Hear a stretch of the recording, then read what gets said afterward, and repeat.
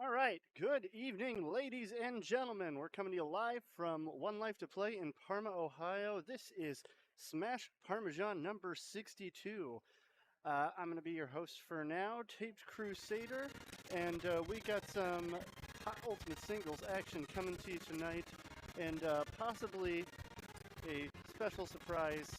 I'm not going to spoil it in case it doesn't happen, but we might have something cooking up for you tonight. All right. To get us started off tonight, we have Kukukuchu versus Just Me in a Box, a battle of two, frankly, fantastic gamer tags. Let's get right into it.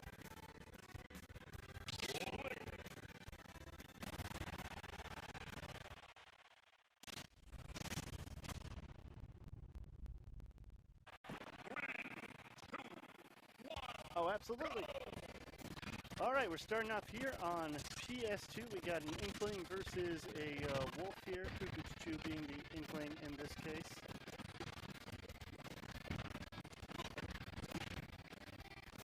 Right off the bat, I feel like the big question about this matchup is how exactly is Wolf going to be able to deal with this, like the slipperiness of Inkling, right?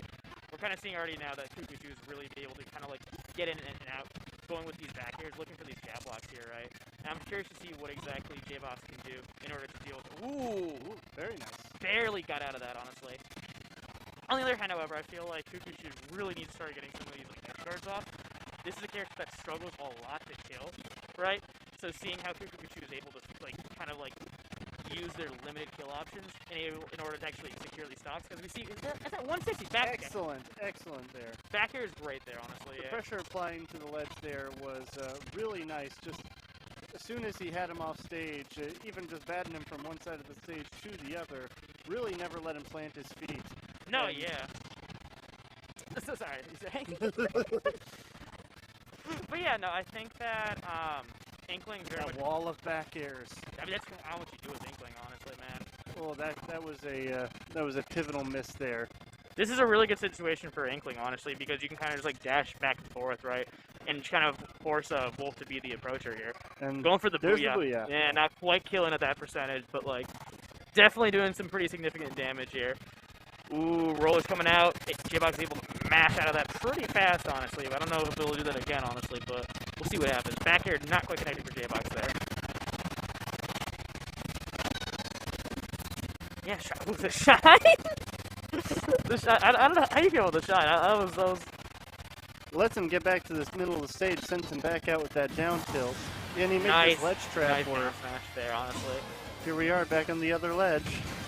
And there, able to keep him out with the back air, seal that stock finally. Yeah, this is not undoable. Wolf certainly has the comeback potential and the explosive power needed to make up this deficit. But it's going to require a change of strategy here. I mean, that's definitely something that J-Box, Wolf and J-Box specifically both very much specialize in, that ledge pressure, right? Wolf has so many tools for pressuring Inkling specifically on ledge, right? And J-Box showing exactly what he needs to do there to get back in. Ooh, that's not what he needs to do, though. He can't get caught by the raw roller like that. Yeah, and again, this is a really good situation if you're Inkling, right? You can like dash back and forth as you see Kukukuchu here doing here, right? And kind of just wait for the Wolf to approach. I think Wolf needs to play a little bit more patient here, if I'm being totally honest. Start using that blaster a little bit more. I feel like it's a really good tool here. Kukukuchu looking for something red on ledge, not really able to connect. He has to find a better way through the stationary wall of back airs, because the strategy of just running into one of them doesn't seem to do it. He's working on it. It's clear because he's mixing up his nairs and his fairs, but like it's just not working so far, you know. Looking for something off that shield pressure. Again, Inkling's such a smooth character, right? He's really social, man. Back is going out. Very nice. Again, here's a really good situation for Wolf here. Not going to be able to get anything there, unfortunately. Ooh, nice. Great confirm. Definitely nails the tech chase. Yeah, and I think this is very doable for J-Box at this point. He just needs to play a little bit safer. I genuinely think he's got to use blast more, man. Oh, that's not good. A nice little jab reset. Oh, really well placed bomb there. Yeah. And that's going to be game 1 for Kukukuchu. Yeah, but honestly, I thought that was a pretty solid comeback coming out from J-Box, honestly. I think he just needs to slow down the pacing of the game, and, like, we could definitely see a bit more even game, you know? The back half of the game looks significantly better for him than the beginning did. If he comes out like that, the game could look very different. He's got to make sure he doesn't get rollered, though. Like, we saw that second stock. he lost his stock relatively early. He's like 90 or something. And compared to when Inkling was losing the stock consistently past 120. Well, yeah, exactly. That's a very early percentage. That's the thing with Inkling, right?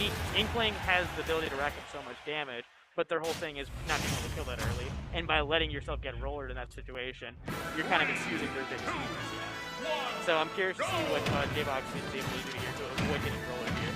Kind of force Kukukuchu to go for some other more creative kill options, you know? Ooh, that was just a nice little sequence tacking on. Yeah, the nair to back, it's a crazy combo, man. Like, this character can rack up damage, like with some of the top tiers, honestly.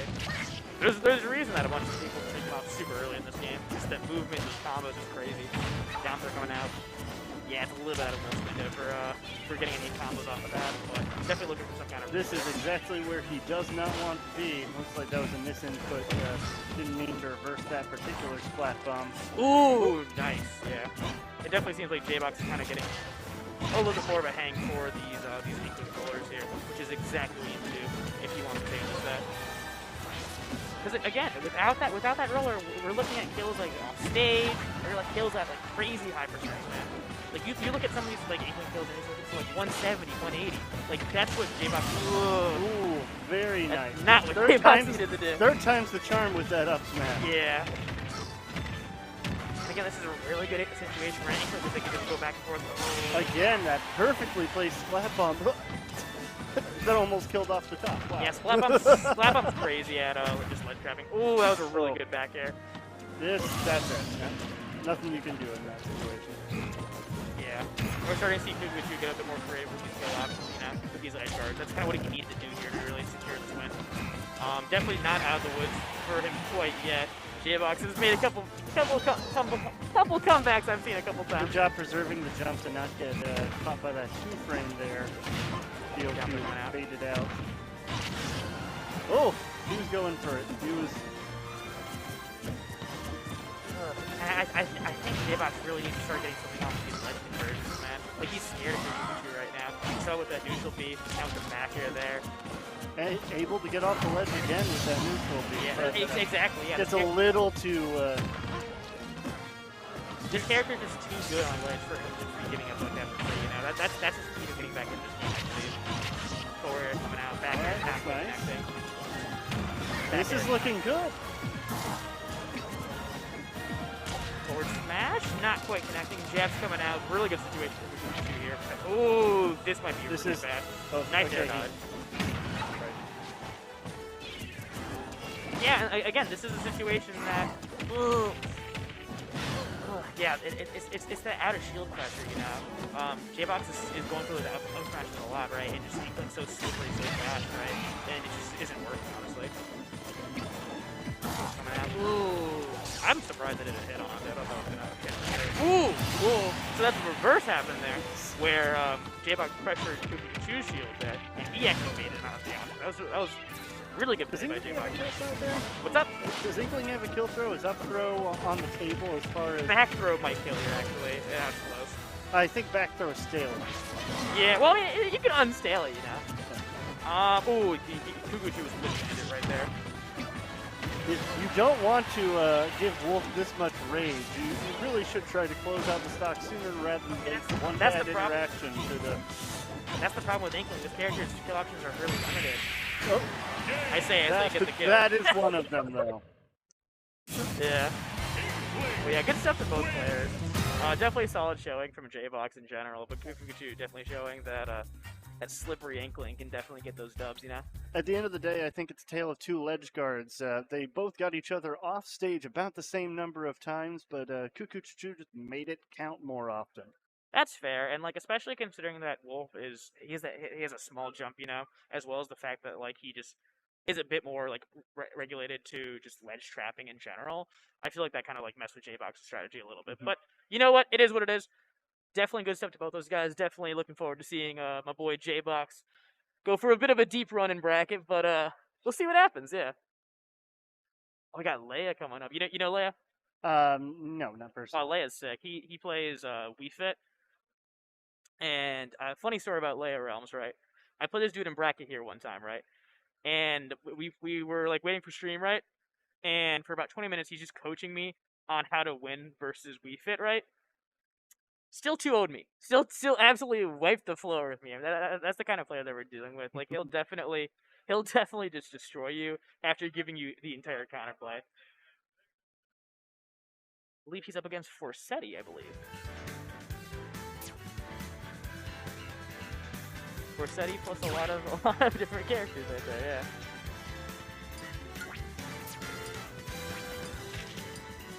yeah. Yeah.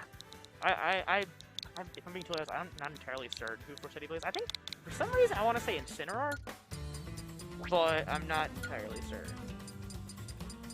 What I do know about Leia Realms here is that he went on a spree during Riptide a couple weeks back. Like I forgot exactly what he got, but he went very deep into brackets. So I'm definitely curious to see what he's able to do at our humble little local right here, you know. It's only so humble. We're in the largest dedicated esports venue in the whole state. But yeah, we'll see what happens. Leia is definitely the kind of player that can stay very adaptive. Like they can play like super aggressive and just get in your face, but also Leia has no problem with just utilizing that Wii Fit, staying on ledge. Yeah, it's in order. Okay, yeah. Fist bumps coming out. Alright, from these really fun characters. I can't wait to see this.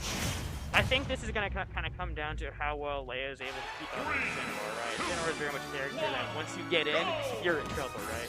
So I want to see how Leia uses that neutral B, that side B to stay away from Incineroar. Ooh, the berry comes not quite able to get anything quite yet. Just feeling each other out a little bit here.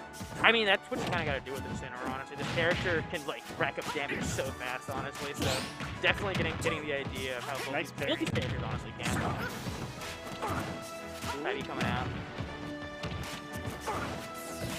Hasn't quite found the rhythm with those side Bs here. Yeah. I mean, that's kind of how slippery Wii Fit is, honestly. This character has some weird hitboxes, and definitely getting used to this is kind of very relevant to the matchup. Going for the deep breathing here. Also a lot of vertical movement speed. Oh, yeah. Excellent to catch that there. Yeah, Lariat's really good on ledge, honestly. I don't know if Lariat can challenge that, to be totally honest, but... Ooh, the snipe with the... It looks like... I thought when he used the neutral B there, that was going to be like a 200 IQ play there. Props to Leia if that was the set. Backpack going out. Both these characters are really... This is just a slugfest right now. A little bit, yeah. Ooh, that's that... Cool. Not quite getting the back air there. Forsetti definitely... Just jinx Forsetti. I definitely thought that side B was killing in that situation. No, same, yeah. It is what it is, though. And this is a really good situation. And, wow, okay. That was a really good situation for... that was some really nice DI, I would say. That was... I don't know if that was a misinput or... That looks like a misinput. I think Leia was probably going for some kind of side B there off ledge. It just did not work, unfortunately. Okay. Ooh, coming out. Nice. The revenge was just a little early there. Yeah. That's what you gotta do against this character. You need to play very safe against these, or else they have a phenomenal punish game and they'll make you pay for it. Yeah, look at this. 31%. Reads the air dodge. Yeah. Revenge to break the combo. Very good. That's what they gotta do. And look at that. Percents are basically even, and if that had been the side D at 130, it would have definitely killed. Yeah, I think Leia's kind of starting to realize here that he can kind of just hang out on the ledge here, and there's nothing more to do about it. He was in so much clang stun there. Ooh, just a shield there. Nerf of Steel. Yeah, I think both these characters are kind of... Both players I thought that was Incineroar getting to grab there. I saw the start of the side B animation, and suddenly... That's sack of both these players, yeah. You just need one saucy revenge play, and this is a very real game. Well, yeah, he cannot challenge that area, especially in this situation. Ooh, back. This is a great situation for Leia, honestly. The Charmer's coming out. Ooh, that was nice shield pressure. That was a little. Oh! Punishing the breathing. Whoa! Dash tag. Okay. That was perhaps a little too forward. Yeah. I liked the thought, but that was maybe a little bit too straightforward with the aggression. No, but that was a great game from Persetti, honestly. I genuinely think that was like a if she got the up one or what's the side you called again? I'm sorry. The cat throws you on the rope. If she got the it one just that exited my brain. Yeah. I keep trying to say Darkest Lariat, and that's not it. It's not like But no, if that was one just like correct input on that being a very different game, I feel like. So props to Persetti. I'm curious to see how this goes game 2. And especially curious to see how both players kind of adapt. I think Leia kind of realized as the game went on that he didn't need to be approaching nearly as hard in a lot of situations, right? So I'm curious to see if that continues in this game. And especially on a stage on PS2. Yeah, I mean, I think this is a really good stage for Leia, honestly, because of how much distance there is here. But also, I imagine it's probably hard dealing with so much distance going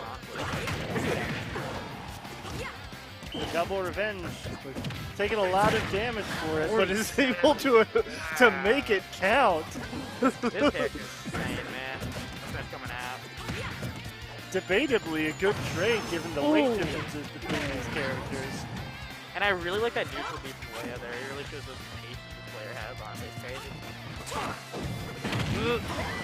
Excellent. That would have killed us if there was consistent call-outs. You love to see it. Excellent revenge on the volleyball there. Oh. Oh, he busted out the he's just standing there. That was a nice snipe. Yeah, no, I mean, Leia's good. Ooh! I think that was accidentally reversed. That would have definitely hit going facing forward, but able to make up for it immediately. This is a pretty even. Oh, especially. Excellent revenges.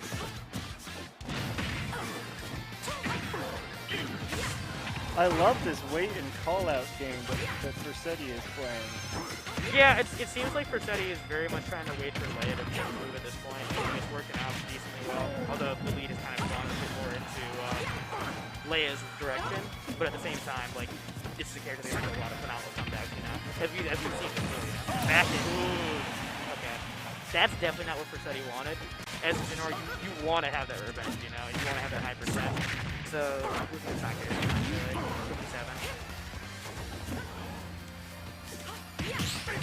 Ooh!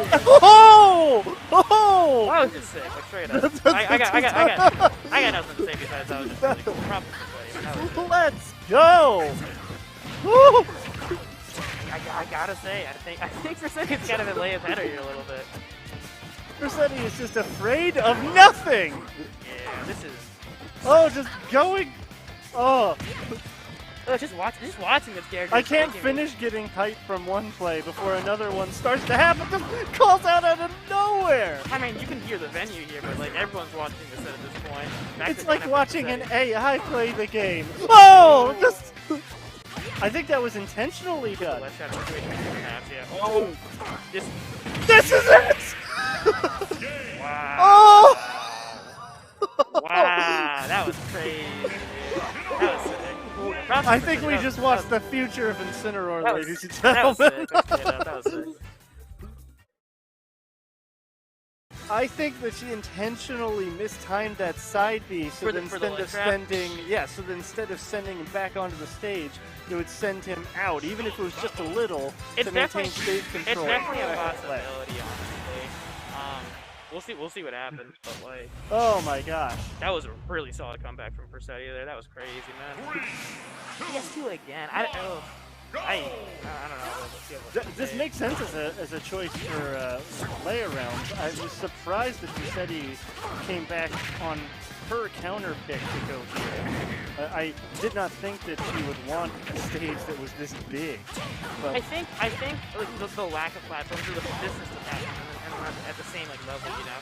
Makes it really easy to streamline your side beats. As we saw at the end of last game, right? The side beats were really much what kept Perfetti in this game, although 1% for Leia the first That time. was very close to a 0 to death from Leia Realms. Great parry.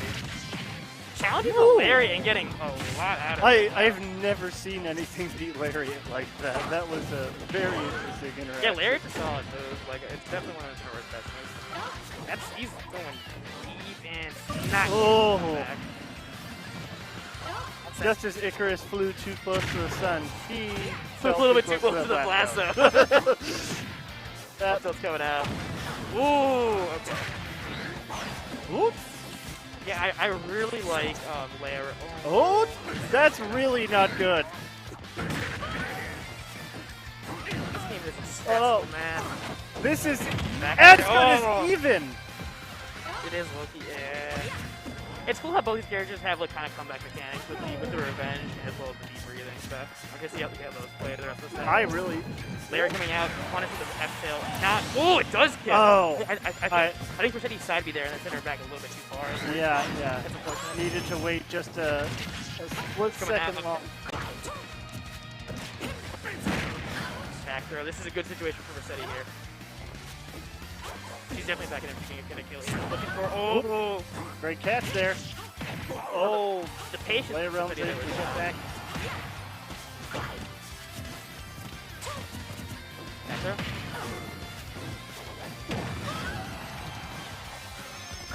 Yeah, Perfetti needs to conserve the resources here. There's a neutral beam in that situation. Oh! What a call out on that dash attack! But this could be very close to being enough. Oh!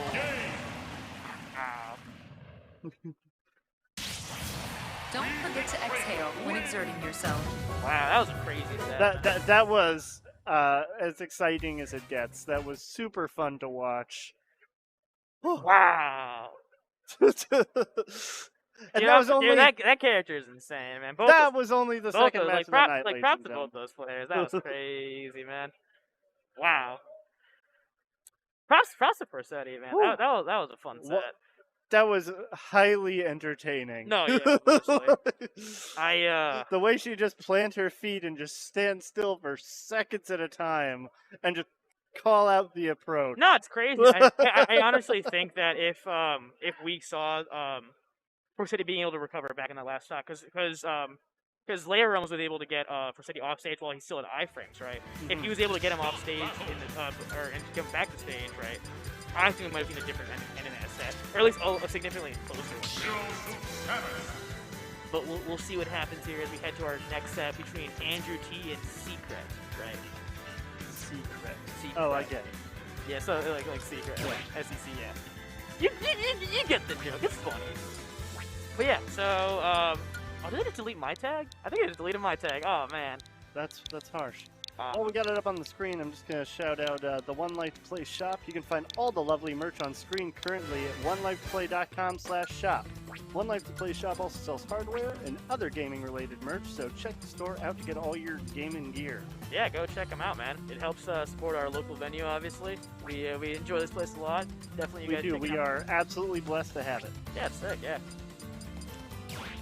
But yeah, so I believe Secret's going to be playing probably Min-Min here. Min-Min? I followed both players on Twitter. I know Secret's been kind of like going around with some other characters a little bit, but definitely a Min-Min main, right? As for Andrew T, historically speaking, been a Ness main. However, he's had a lot of success recently with BSS. I think he's been playing for now consistently in bracket. I think he's been playing in that for about 4 months. But like, I mean, he's had like a secondary for a minute now. Okay, I'm pretty sure he's been actually top 8ing this local with ZSS for a little while. He's been top 8ing this local in general for a while now, man. AT is insane. I'm worried about Min-Min in this matchup here, right? ZSS has so many tools to kind of just avoid pressure, both vertically, and Min-Min kind of struggles. Get around the range. Well, Min-Min kind of struggles a lot when characters are able to come and approach them vertically, right? And that's something that ZSS is pretty good at, honestly. So I'm curious to see what Secret's able to do in order to. Very nice. And so far it seems like the answer is just keep ZSS away, honestly, before they're able to come in, you know? I don't know. This Min does not seem to be afraid of boxing up close. Yeah. No, I mean, I've seen Secret keep talking about how they want to. Very nice call out on that jump. Okay, we switched to the heavy arm, going for it. Oh, but the berry. Yeah, and I think that was DI'd the wrong way. That looked. Even if they didn't, you gotta watch out for those down keys off the ledge, especially. You need to be prepared for the DSS to do it in any situation, because that's such a clean consistent build. Yeah, I think it's possible that in the process of trying to mash out of that berry that the DI was buffered in the wrong direction. That kill looked a little early. That's possible, yeah. Air's coming out for CSS here, up throw, or up air. Bad situation to be in. Manages to get out of it relatively unscathed, but really needs to find the kill soon. Yeah, this is definitely not a good situation for Secret. Min's very much a character that you want to be able to touch the face with. So ooh, the heavy nair. Ooh. That Wrecking Ball, so much knockback, but hasn't found the hit that it needs. Yeah, that's a great conversion from AT. Definitely showing off why this character is absolutely, like, crazy, man. There's so many things you can do, so many confirms you can get out of it. Just so many options. Ooh, even going deep yeah, he's for it. a footstool, right? He's going deep there at 156. I respect it, man. Andrew T is looking to snowball this game right now. Yeah, and that makes sense. Nice parry into up smash. Finally sealing up the first stock, but without some serious adaptation, it's going to be too little too late. This is a... Couldn't even get it out. Very bad situation. Yeah, I mean, that was just showing off how crazy this character is off stage. Andrew T clearly showing that. He's kind of got those edge guards down flat, so... Min-Min's offstage edge guarding can be super dangerous because of how easy it is for Min-Min to just reach into the blast zone for someone, but it just didn't look like a problem for Andrew T, able to just maneuver around it, enough aerial resources, even way out in the blast zone, that avoiding it just wasn't an issue. I mean, ZSS specifically is a character that has so many options in terms of disadvantage, especially with that down special, right? So I want to see what Secret's able to do in order to combat this really solid disadvantage these options are able to get out of it. But yeah, and you have a pretty dominant game one, you know. Here we are on Smashville. This seems like a much better stage choice for Min-Min in this matchup. Yeah, definitely. Yeah, definitely. Kind of like close. Just needs to get the stage control necessary to utilize that central platform. Yeah, but at the same time, Andrew T was clearly not that afraid to just run in and approach, you know. Not really afraid of this Min-Min. Nair's coming out. Wow. Andrew T is just smothering Secret right now. Cannot get anything going. Cleans up that first stock, taking not all that much damage. I mean, he's just showing off how many confirms, like kill confirms the character has, honestly. Like, I think we've seen a bunch of different ones so far, so... Ooh. This character's crazy, man. Not quite connecting with the grab there, unfortunately. Getting the jab, though. We'll take it. Looking for something here. Ooh. Oh, nice catch there. Again, I think the flip kick here is such a good option because how exactly is mimicking a contest unless it's a hard read and up smash, you know? Most of Mim's options are so horizontal. Oh, that was an excellent ledge guard there by Andrew T. I mean, that's what Andrew T's kind of doing. It's kind of like a clinic on how to edge guard with the character. Ooh! But Secret's showing off a little bit of a clinic on how to ledge trap with Min low-key, so we'll see what happens. Please don't go for a re-grab on me. I have big, meaty claws. It's coming out for AT here. It looked like he was fishing for some flashy spike setup there. Yeah, probably. I mean, as we've seen before, he knows it's confirmed, so... Is that gonna kill? That is gonna kill. Wow. Excellent, excellent. Alright, I guess I'm on screen. Oh! Cool.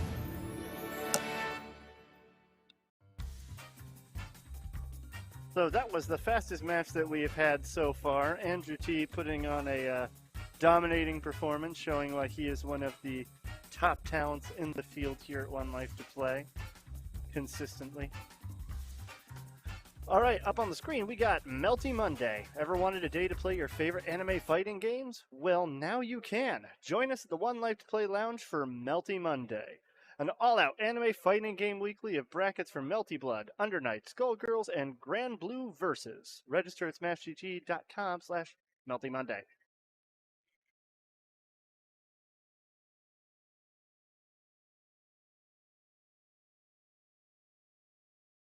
I've never seen Forsetti play that patient. That set was wild.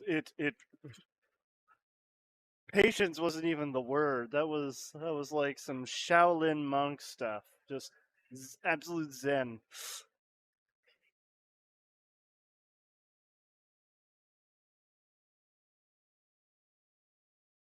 All right, so my former co-caster is now going to be up on the other side of the screen. He's going to be playing against who's his opponent here? Bam.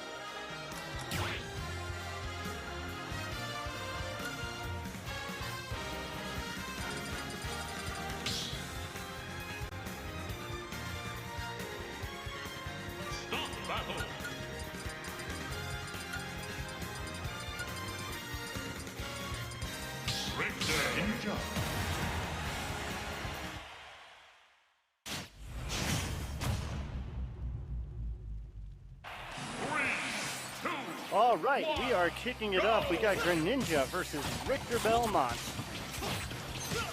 So far, it looks like a button check, but this could be some very advanced neutral that we're seeing. No, I think it's a button check. Definitely a button check. Yeah. I should have gone with my first instinct. Both players seem to be satisfied. Farewell.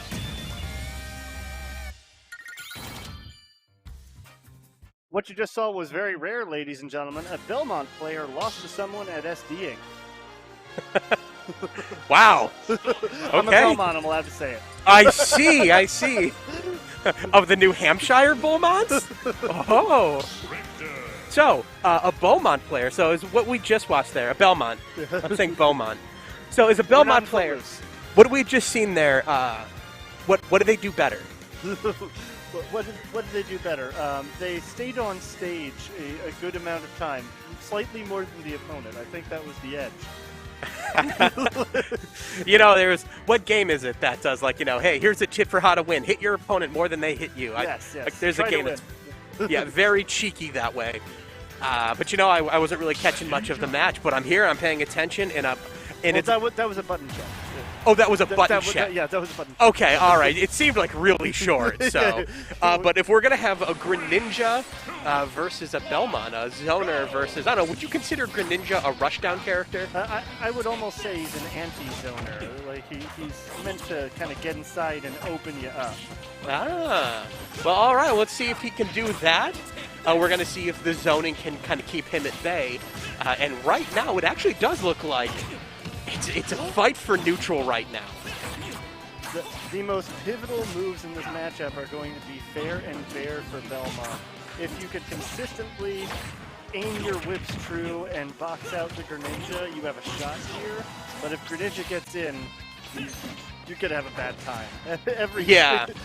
I think really what's going to be important here is that if you do indeed, if Greninja knows his combos and he can get in and really open him up, then it's going to be really one-sided. It looks fairly one-sided here with a 96-27 deficit.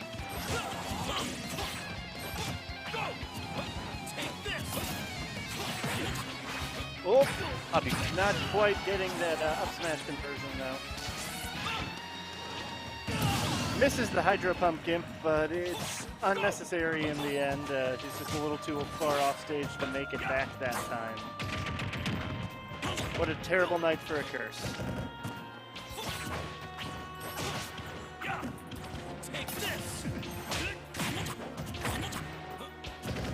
Tries as hard as he can to ledge trap there, but Esteban not falling for it. Just got dragged down up air, doesn't quite get the last hit of it to connect though. Very patient. He's not careful. Bam is going to do an angled down forward smash though. He's going to sit there past the legend vulnerability.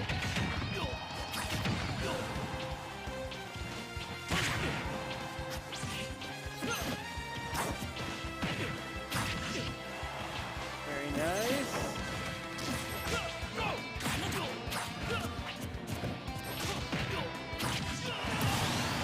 Great conversion there with the forward air, sealing out that stock.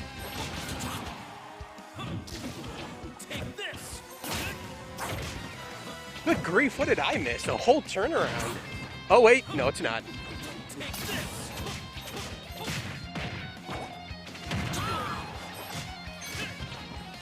We'll say that Van seems to be very slippery. Esteban seems to not be able to get all the usual Greninja conversions he's used to seeing as he gets off the most significant string of hits that he got all game. As soon as I say it. It's the commenter's curse. It's a real thing, folks. Turning cross saves him from the up air. Whoop. Now, was that more of what you were saying of how not to? Yeah. Okay, all right. So it's nice. It's nice to see an example. Yeah. You missed it as soon as you walked away. He went for a Hydro Pump Gimp, but he missed it. But it didn't matter because the Belmont couldn't make it back to stage anyway. Woof. All right. Classic. So, having watched the whole match, what can the Belmont do to try and improve his chances of winning this next match? Well, one thing I was seeing and I called out was that Esteban is waiting very patiently on the ledge every time he gets off stage, letting his invincibility run out. And Van hasn't seemed willing to call that out with a down angle forward smash, and it's right there. Okay. So if we see that adjustment, that could be a free stock, I would almost say. Interesting. So, fight him more at the ledge. An interesting critique. Let's see if this is something maybe he's picked up on now that he's got that break from the battle. Let's see if he's maybe recharged and got that mind back. Do love that. This is a much better stage here for Belmont. More verticality to work more holy water angles and honestly, just the ability to get those axes higher, to set up better traps with that flying cross. But it doesn't look like it's doing him much because Greninja is also an extremely versatile, quick character who can take really good advantage of those platforms. Doesn't really seem like there's much of a counter pick here. Oh, but the Gimp off stage is gonna get that stock. Gotta be very, very careful with your double jump. Water Shuriken is a unforgiving sword. It really is. It stops him dead in his track. And the fight for neutral seems to have been largely on the Greninja side. That's Esteban, right? Yes. Right. It's largely been on Esteban's side, and Vam, it looks like he's... I thought that he was going to call out that down. He's just been struggling to maintain control. Struggling it back to stage. Again, the greatest weakness there is this returning ability to stage. I think there needs to be a little more attempt to fair that stage. Who's going to be up in that situation? The distance looked a little suspect. He was pretty far out there, but we've been seeing a lot where he's very quickly becoming horizontal with the stage.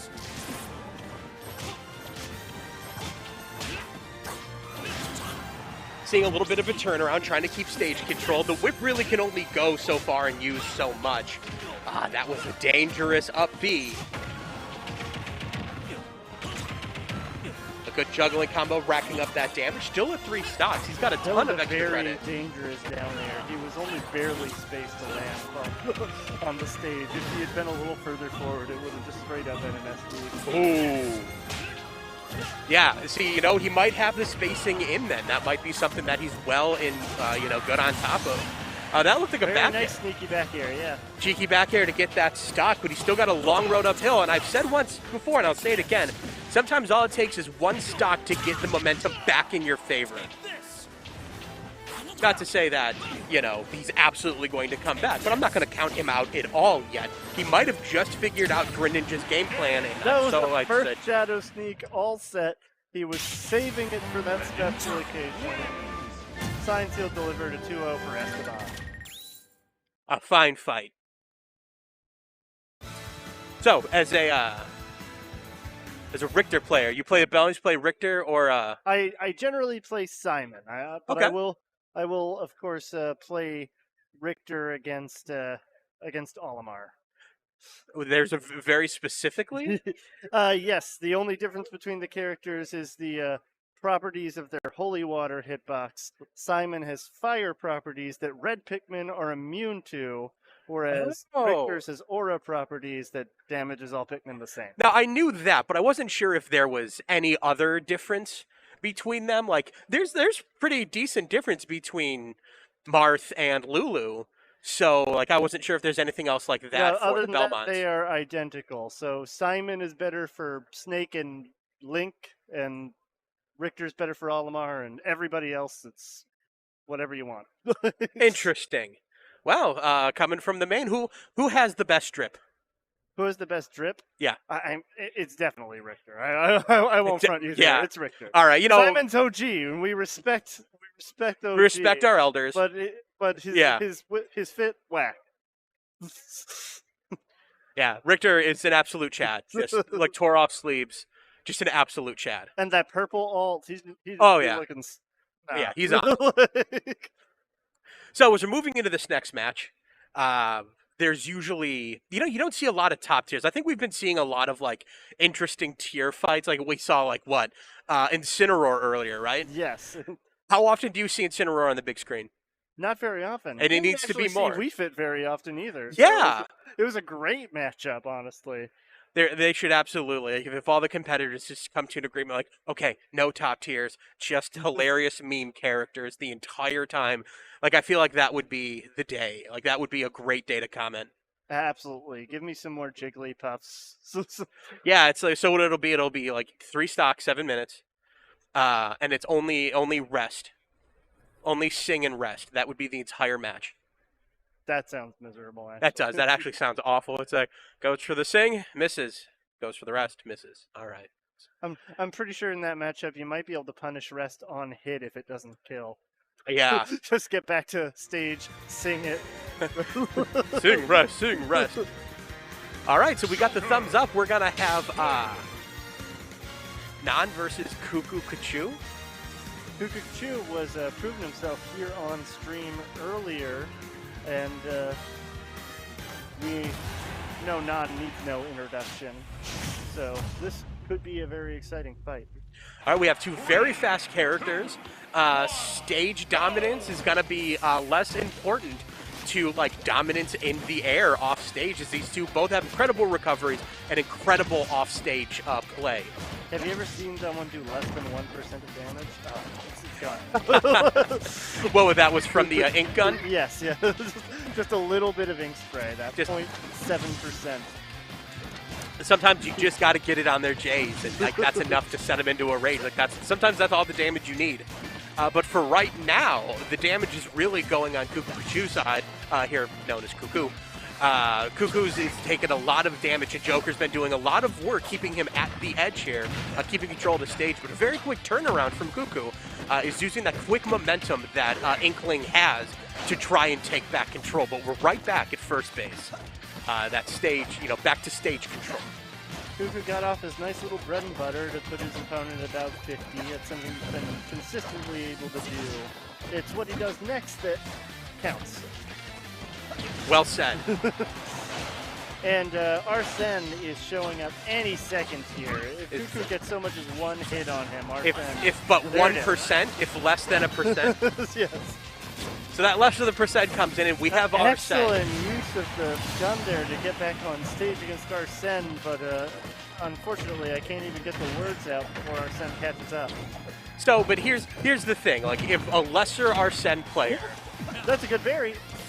A lesser Joker player would see Arsene and just start rushing in for kills. When you get that, you cannot just start freaking out like now is the time for damage. You have to play smart. I think a good Joker player plays the same way with or without his big brother. However, for this Inkling is really trying to rack up some damage and try to close this gap. And Kuku has done a great job is just racking this damage up, but it's just now a matter of trying to get this kill. And getting it soon before you give Nan too much extra credit to play with. He wanted that booyah, wasn't quite true, nice. But he managed to sneak in the back air though. Seals up the stock, very manageable percent deficit. Could make it up right here. Already almost halfway there. Oh, about halfway there. However, that gap is going to open a little bit more. We have Joker without Arsene, which puts these two like on kind of a damage plane. And it's just going to be who can get the other in the air into tumble fastest. Nan's at a percentage where he's just managing to slip away from some of these early conversions that Inkling likes to do. So, right. He's going to have to hunt and pick for these neutral wins a bit more. Now the big damage is coming out for Kuku, so he's going to have to play a little bit more careful, a little smarter, to try and keep away, and maybe even try and burn out some of this time. It's running out quick. Oh, a nice jab combo just to build damage. Really want to get back on stage and get the grab. Did you see that lag? Oof. Arsene just kind of like do. But without Arsene, that back air isn't packing nearly as much punch. But that one did. That did. But we have it once again. We have Joker at a dangerous percent without his big brother to help.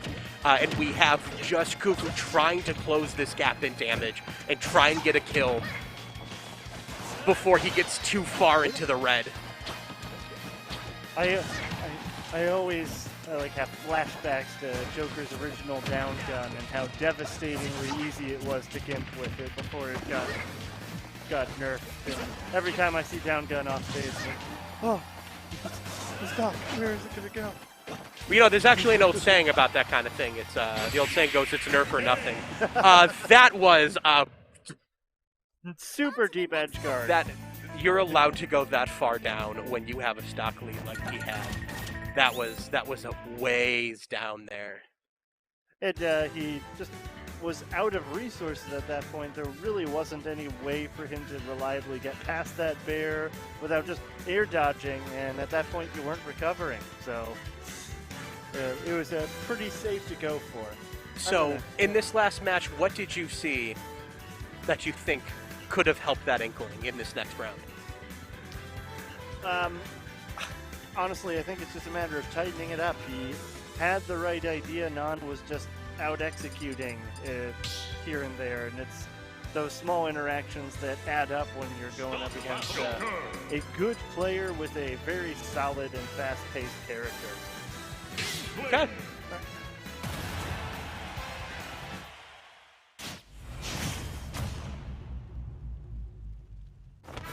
Coming into the second match of this set at Small Battlefield, we're going to hopefully see if that indeed Kuku can try and tighten up his gameplay. And it looks like it, opening with 66% the first 10 seconds, being returned by 27% from Nan.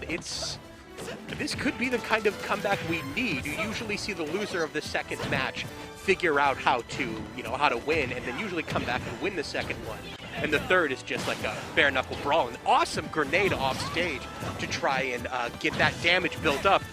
Just getting the Joker covered in paint, that nice black trench coat, real edgy kind of stuff, colored just with this devastating amount of beautiful yellow about it. Really trying to like ruin this goth drip he's got, but nothing like an up smash shotgun blast to the zone. It seems that he took my advice. He's really tightened it up, and Joker's just out here looking like a bumblebee, frankly. I mean, to be fair, your advice was get good. And yeah, he did. He's like, oh shit, I forgot. I have to get good. To be fair, it was correct. It was correct advice. Yeah, so far he has turned around with a vengeance so far. He opened it with an immediate 50%. Now he is just running up, grabbing, slamming, and just dominating this air game, putting Nan on the defensive constantly. He seems to have really, really dialed in those conversions off of the grab. Very nice, and just barely manages or misses timing out the Arsene there. It's not like that, that stock was going to go unanswered, and yeah, I think it's always the best move to try and time out Arsene, play more defensive, get your kicks where you can get them. But 109% without Arsene, this is the time to move. Drag down up air into the grab. So bread and butter combos. But right now, the Inkling needs to move into a position to try and get something heavy and get this stock taken out halfway to Big Brother time. And this percent is slowly building. This could be mashed out in time. And at even 122. Oh, we're gonna have to. He's gonna have to change controllers at the end of that. Yeah. His knuckles are bleeding after that one.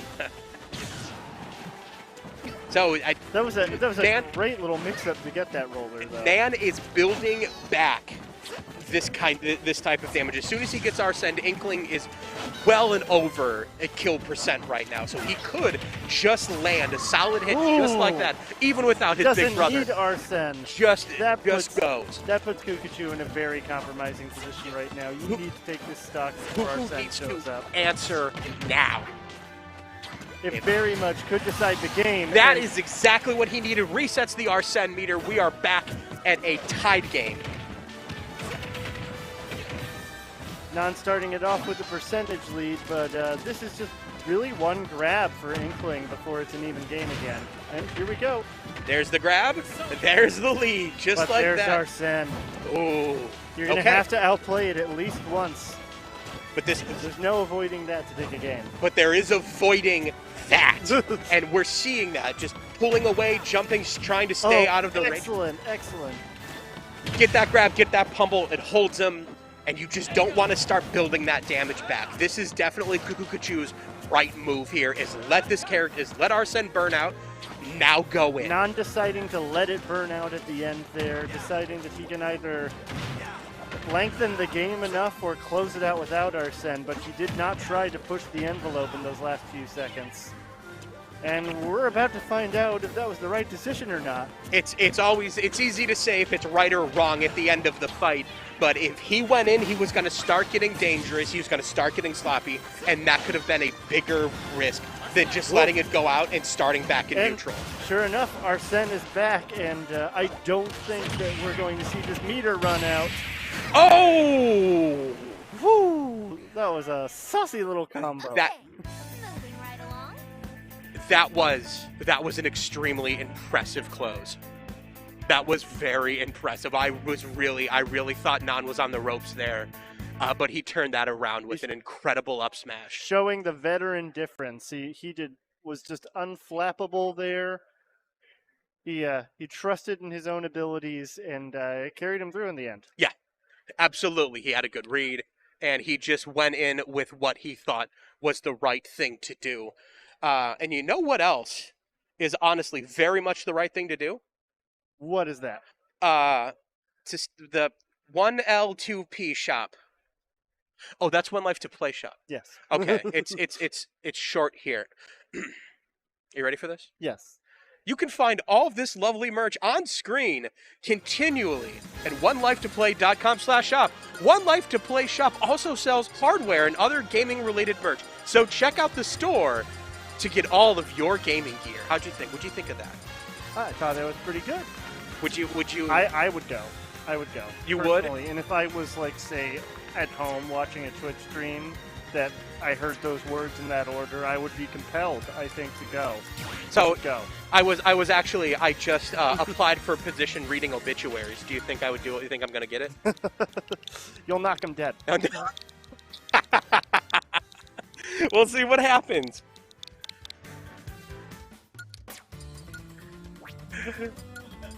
In any case, we've got another match coming back up, setting up controls and trying to get in that mindset. I think. Have you been doing a lot of these tournaments, a lot of the local tournaments here at 1Life2Play? Yes, I have. I missed last week because I was feeling under the weather, but it's good to be back this week. My first back since Riptide. We had to take that 2-week break after Riptide, unfortunately. Right. But you know, I think I maybe told this story on stream, but I didn't know about the 2-week break after Riptide, so I came in that day. Oh, I did too. I did too. I walked in, I was like, yabba dabba do this. I didn't check Twitter before I showed up. Yep. Same. just built different. I'm just built dumb. So like that was a big heartbreak. It was. I drowned my sorrows in Baja Blast and crispy chicken sandwich tacos. Like a real gamer. Like a real gamer. All right, Leia Realms back on the stream, second time tonight. And big jars coming in strong. We have once again Wii Fit Trainer versus Bowser. Now I assume Bowser gets up here probably pretty often. Pretty good character, heaviest in the game, and has that really reliable shield to up B. Wii Fit Trainer, however, I think has a more dynamic kit that if you can use it well, I think you can go a lot of places. Big jars, are they empty or are they full? What does he use them for? I think that's a matter of perspective, isn't it? Is it half empty or half full? Leia Realms taking the early lead with percentage here, but oh, no, I spoke too soon. That snipe off stage definitely going to be enough to close out the stock. Though, frankly, Leia Realms is at kill percent here against the Boos. It's true, absolutely. Now, zoning out the Bowser is probably a smart thing to do, but yeah, he was aiming for a platform. That would have been it on the platform. But I think coming in on a Wii Fit Trainer. Well, that interaction with the falling up smash was unexpected to say the least. Oh, ooh. Trying to snipe with that ball. It goes so low to slide under that. That has been. I kind of want to take Wii Fit into the lab and start trying to get that. But look at this against the heaviest into the game, just with snipes and these fantastic, just perfect timing hits, and somehow staying alive after all of this. You do not want to get caught by the side B now, and there it was. Getting out of that close quarter situation. The sure amount of a full stock and extra credit, you know. Running in, closing the distance, saying, I am not afraid of you. You have to respect it from Leia Realms. That is the kind of bravery you're allowed to have when you have two stocks up. And this deep breathing could be enough to close out the stock here if Big Jars is not careful against it. How is that not it? Is there a sour spot on those hits and he's just been leaning into them all and not getting launched? If I'm remembering correctly, and I could be wrong, deep breathing actually makes Wii Fit heavier. Really? Yeah, I think it makes them slightly harder to kill. Maybe it just reduces knockback and it doesn't change weight. I don't know if that makes a big difference. But all right, that'll be enough though. 150 but look, raise. Momentum can change in a single stock. And maybe not in this particular, at 172 is kind of a lot, and we do have deep breathing active. And we have honestly just seen Leia Realms just doing things with Wii Fit I don't think a lot of people see very often. Controlling the stage on and off. This is an impressive salvo, though. Oh, that was so nice. It's mash to get that back. Is this... One stock is all it takes to get momentum back in your favor. This could be the hard return that Big Jar needs. 183, almost any stray ball. Oh, that sun salutation just so fast. When exerting yourself, Big Jars, I remember to think, keep breathing. put Leia Realms on their heels. I think there was a little bit of fear there. I really do. After that second stock, almost anyone would be shaken in that situation. Agreed. It's just got knocked back on his heels and had to find that center again and move in for that kill. And it was a well-placed attack. It was a well-placed, what is that, like a sun salutation ball? Sun salutation. A sun salutation attack. But that was well-placed. It connected, and literally, like you were about to say, anything was going to connect and kill. What do you think we're going to see here from Big Jars? Less platforms, and more of what he was trying to go in the second stock. I think he was really finding his feet is what it really ended up being. But Leia Realms, the way he's mixing up his pressure with that volleyball is really what gave him the opening to just throw that sun salutation out of nowhere. I just don't think Big Jars was expecting it at that moment at all. I think there's a really powerful range and close game that Leia Realms has been working out. And Big Jars, I mean, honestly, I haven't seen a ton of Bowser in my time, but I feel like Bowsers are largely played the same way. It's just to varying degrees of skill. And, very nice snag. Grabbed right out of the air. He's getting creative, trying to find new ways to edge guard, but I don't think that was quite it. No, I'm not thinking it was. It just went too low for that up B. I think the biggest thing is that he needs to consistently parry those side Bs when he has Leia Realms off stage so that he has the frame advantage to actually ledge trap. Instead, he's either normal shielding or just taking the hits outright, and Leia Realms getting back to stage for free as a result.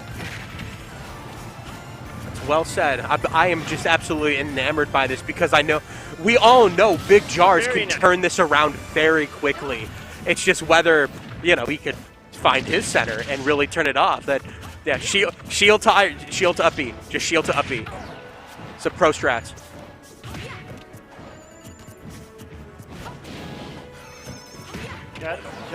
Gotta watch these projectiles. The projectiles has really been the setup for a lot of Leia Realms attacks here. Is just get him shielding, be able to close the distance safely.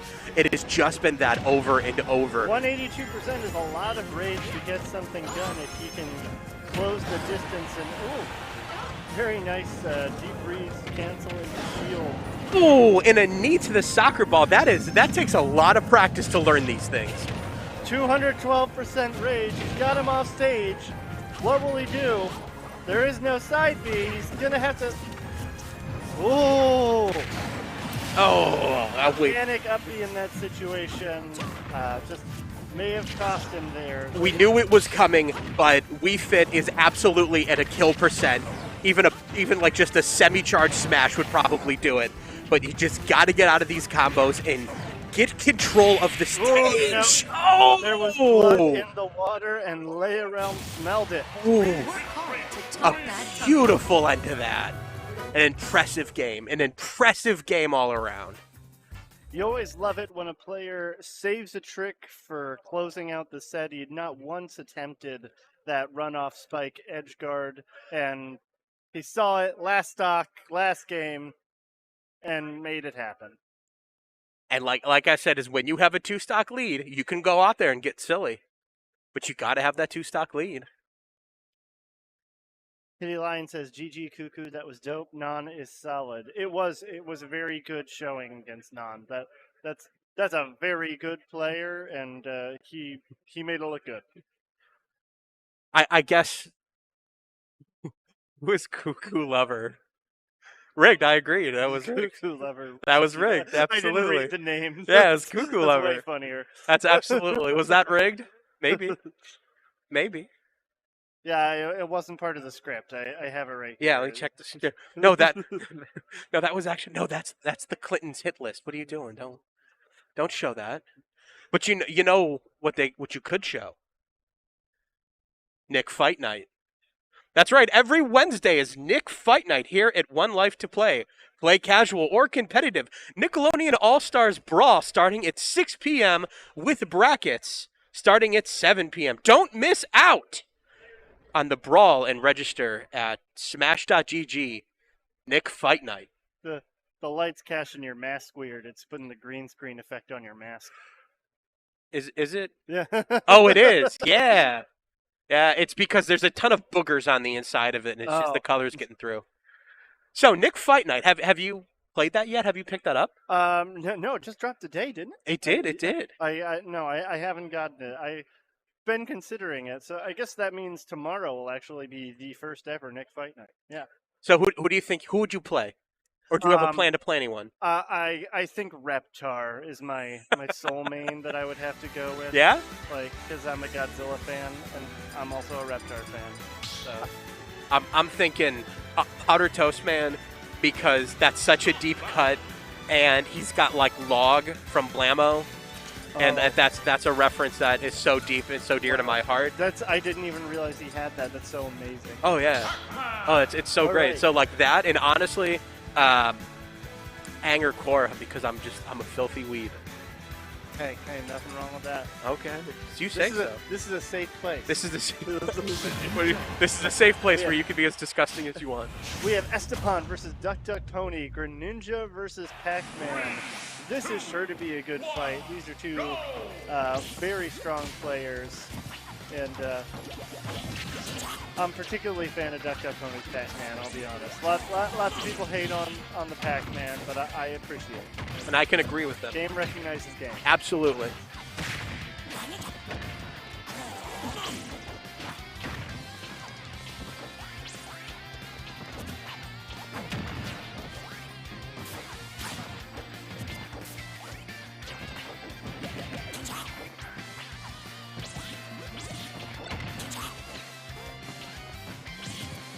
Very fast-paced game. Neither of them really eking out a huge advantage over the other. But Duck Duck Pony's starting to make something happen with the neutral around this hydrant.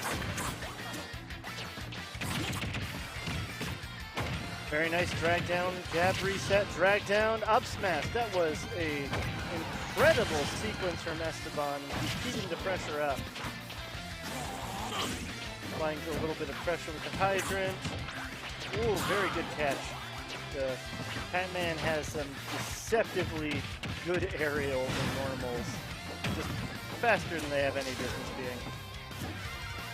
Oh, that's a cheeky little trap there. The up B on the ledge and grab on the PS2 platform.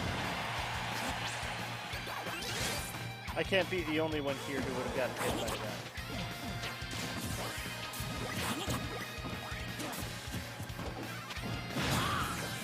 One of the most important aspects of any matchup involving Pac-Man isn't so much the character matchup, it is the player knowledge of what to do and how to play against Hydrant, and positioning and when to hit it, when not to. Getting a sense for that is super important. Esteban managing to sneak that forward air and get the first KO of the match. 168% for it, though. This is going to be a grind fest, ladies and gentlemen. Ooh! Key through hydrant. Very good layered pressure. Very hard not to get sniped by one or the other. I liked the thought with the substitute, but it wasn't quite there. And suddenly, despite taking the first stock, Esteban is a bit behind the pace as far as percentage is going. Needs to make something happen, and soon. Duck Duck Pony is only finding his feet here.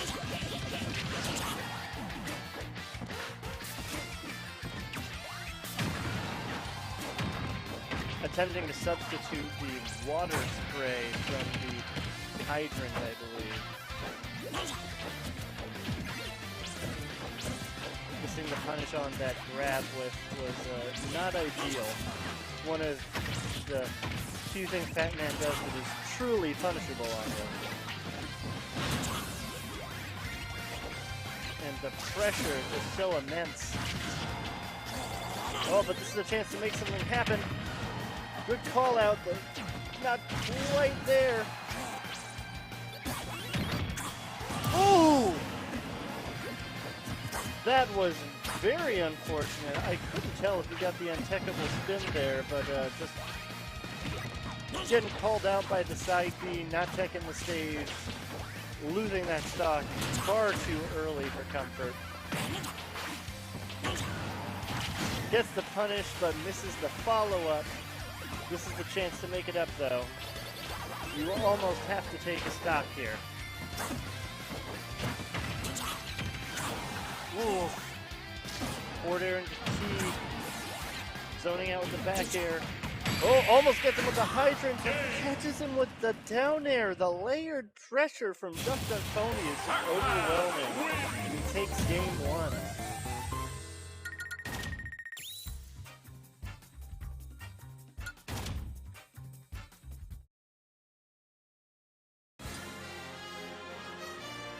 Difficult to say what's going through Esteban's mind, but it looks like he wants to take Duck Duck Pony to a smaller stage, which is probably a good call. But the stage alone isn't going to be what decides this match. 3, 2, 1, go!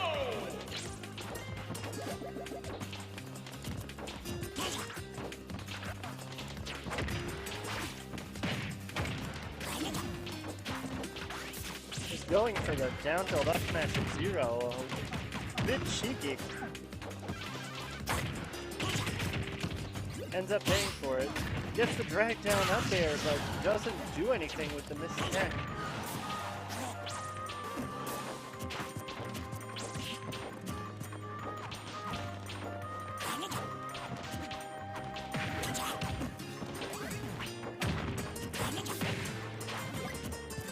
Duck Duck Pony putting that little bit of free damage on the hydrant in case he wants to use it for later.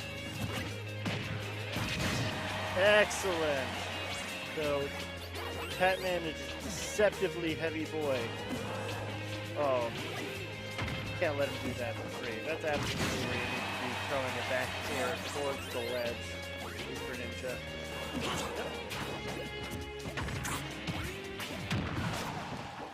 Catches him with the hydrant. That slow melon. Oh. Woo! That was a well-woven in substitute. I actually thought that it was just going to end up getting hit by the hydrant and canceled out, but what a nice little juggle there.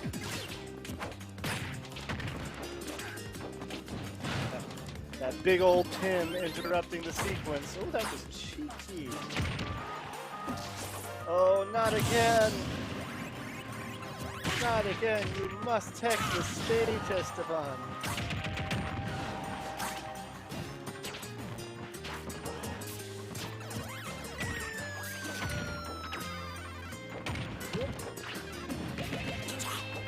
Whoa. Catching the roll in with the grab. Duck Duck Pony makes his character look so saucy. Esteban's tried and true down tilt forward air finds its mark and gives him the stock advantage. That's almost like a combo breaker. You don't even see the boot come out. Oh, managing to roll through the bell.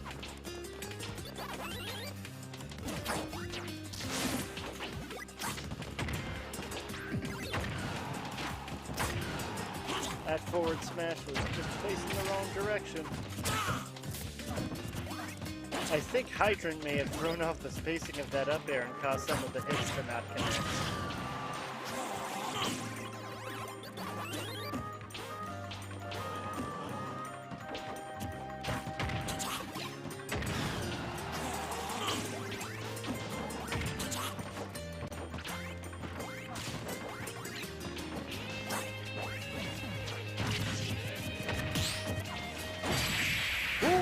Very nice.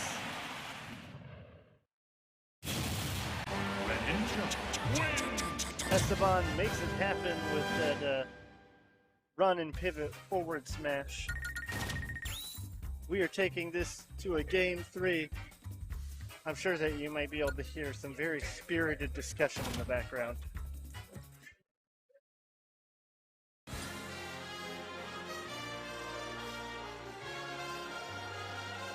Alright, we got Melty Monday. Ever wanted a day to play your favorite anime fighting games? Well, now you can! Join us at 1Life2Play Lounge for Melty Monday. An all-out fighting game weekly with brackets from Melty Blood, Under Night, Skullgirls, and Grand Blue Versus. Register at smash.gg/Melty Monday.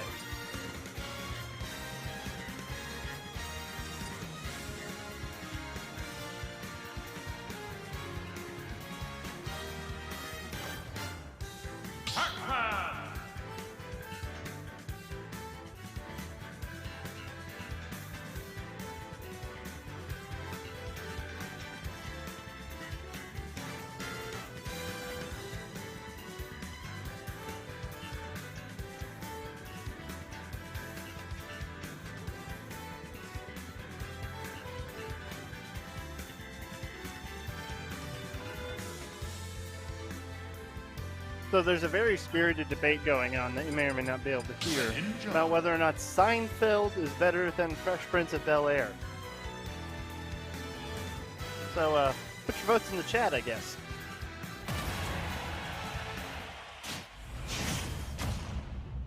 Personally, I'm going to have to go with Fresh Prince on this one. 2, 1, go! All right, here we go. Game 3 of this spirited set. We're on Kalos. Both players really have something to prove here. They've both shown that they can do it. Who's going to get it done?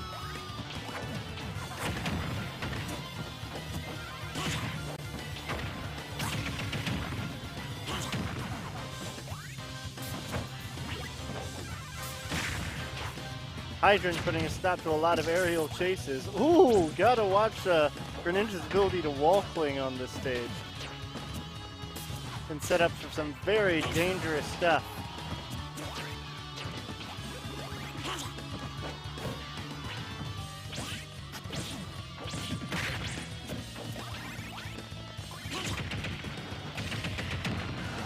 Up air says no to apples. Oh! If not for the incredibly high ceiling of Kalos, that up air chain might have been enough to close this out. Woo! Look at you, Duck Duck Pony, showing off your wall jumps. You don't even need your up B to recover. Alright, got a bell re-grab. Oh, he's never been more dangerous! But those high ceilings cut both ways, and Esteban is able to survive that up smash. Oh! This is a good stage for shadow sneaking, as Esteban just demonstrated. Very important that you interrupt that string, not let yourself take too much extra credit before you're able to clear out the stock, which is happening right there. Esteban's gotta watch that re-grab bell. It's a very potent tool. Duck Pony seems to be comfortable going extremely low to avoid any horizontal edge guards or potential jump snipes with the water shuriken. Drag down up air, gets the reset. Whoop! That was a nice little reset into Galaga. Unfortunately, Greninja slips out of the conversion.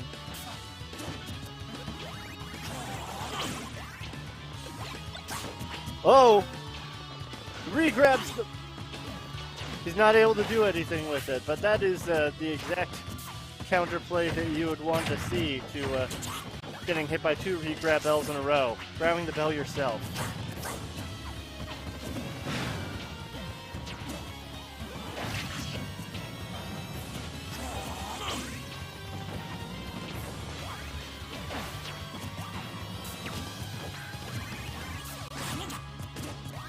Slow and steady is going to be what wins the race here. Oh! That was a very weird interaction with the preserved momentum coming out of substitute there. I can't say that I blame Duck Duck Pony for thinking he was safe to grab. Very unfortunate.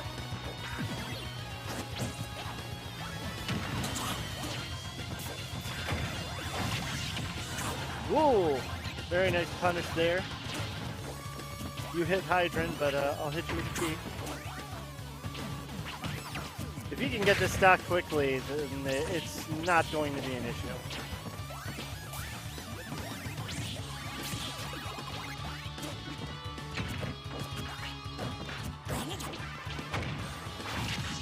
Cool.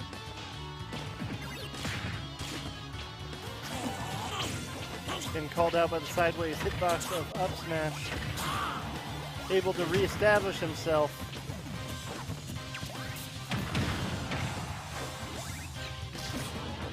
Esteban seems to be playing substitute happy around that hydrant, but Duck Duck Pony seems to be catching a little bit wise to it. Ooh!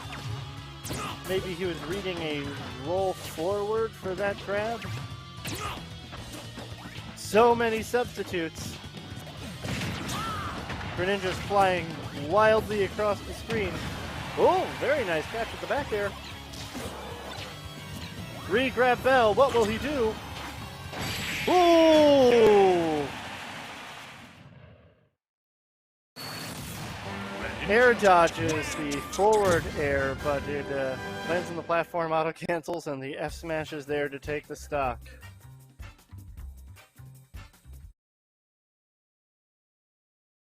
Ooh, what a great game. Renz!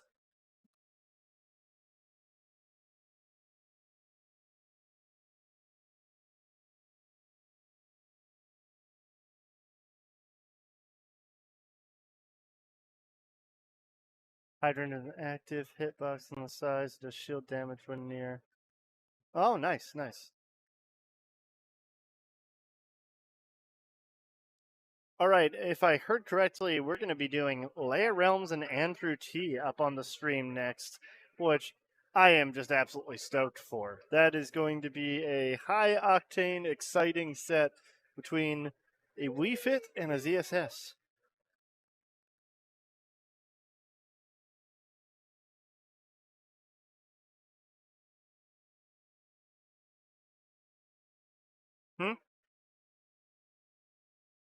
Yeah.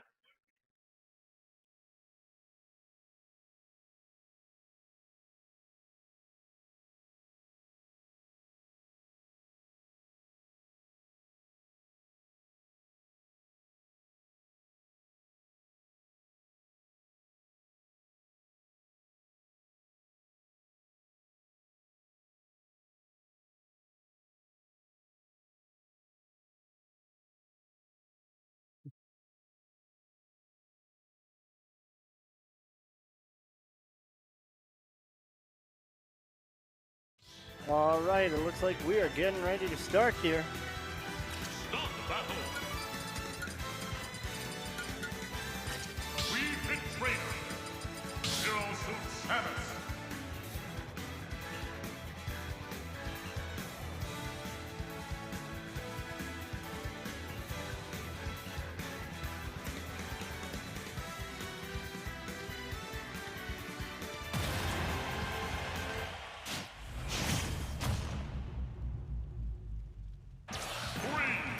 And we're off, starting here on PS2. PS2 has the best games.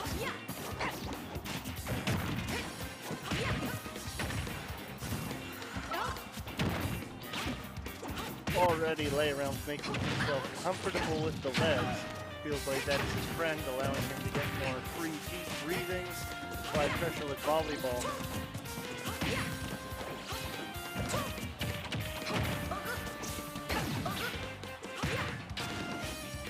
Ooh. Some very creative and flexible edge guarding happening here.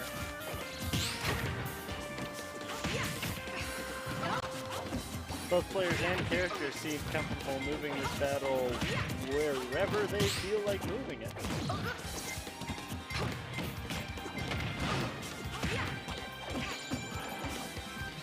Andrew refusing to be caught off by volleyball snipes. Oh, he gets the berry! And there's no escaping it at that percentage. Andrew T draws first blood, taking the first step. But is this the answer?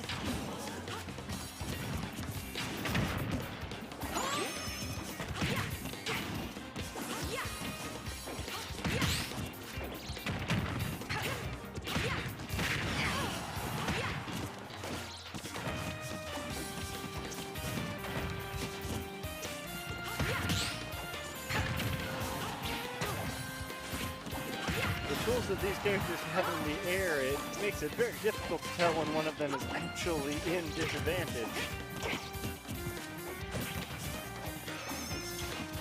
They both seem to be able to turn it around on a dime.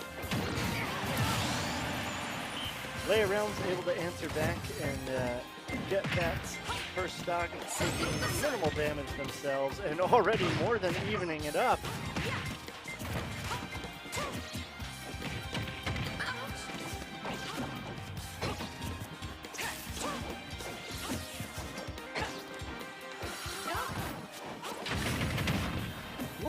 So cheap at getting that deep breathing off stage. The Andrew team makes sure to tack on the percentage for it. Ooh. That up smash was very nearly nasty. Managed to avoid the berry. We'll see the paralyzer. Ooh, unfortunate reverse there. And it ends up costing him a stock. Layaround's taking the stock lead for the first time in the game. How long will he hold on to it? Whoa!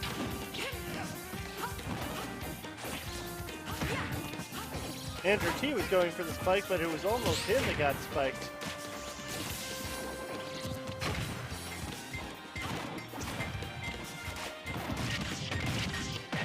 Nice falling up air into rising up air.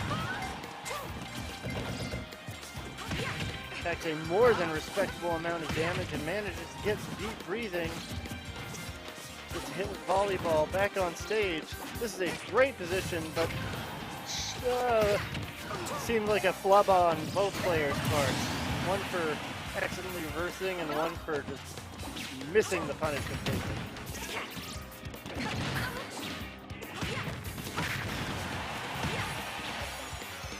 Despite the percent lead, you cannot get comfortable in layaround position.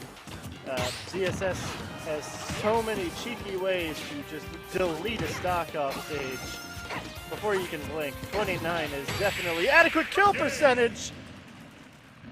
What was I saying?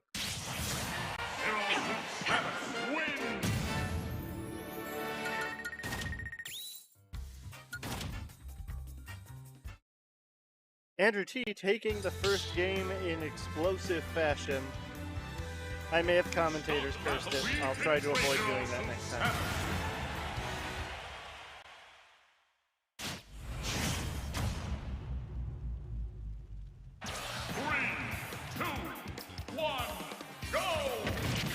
All right, and here we are in game 2. Just so everybody knows, this is in fact a best of 5, if I'm hearing correctly. So you're getting at least 2 more games of this hard-stopping action, and I'm willing to bet more than that. I think Layaround has it in him to put some points on the board based on how that last game went. Just barely slipped from his grasp at the last second.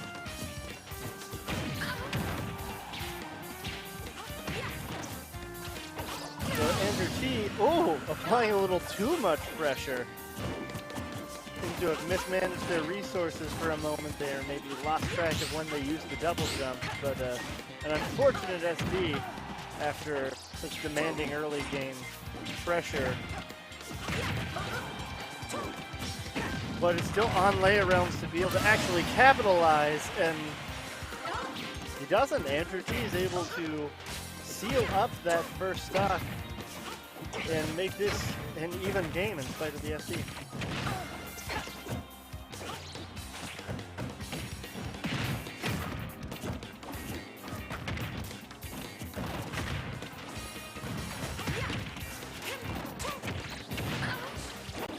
definite battle of mental attrition going on in any game that is this fast-paced with this many decisions being made so constantly. And Andrew T is really trying to lay it on thick and smother Leia here to kind of exhaust him. If Leia Realms can find a way to see his way through this assault, though, the oh, and excellent DI there, just barely makes it. He may catch Andrew T slightly out of gas.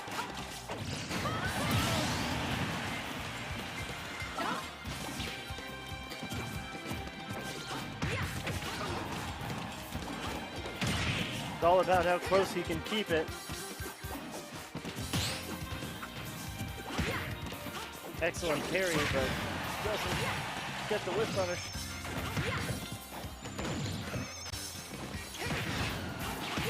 Great dash tag snuck in there. Cheeky little paralyzer.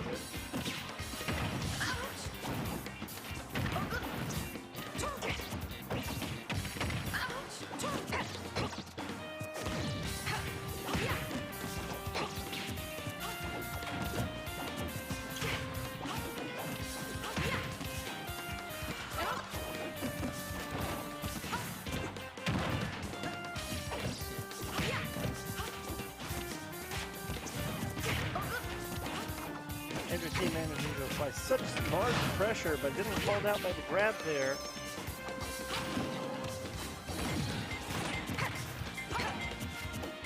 But able to get back on stage with the Zaire.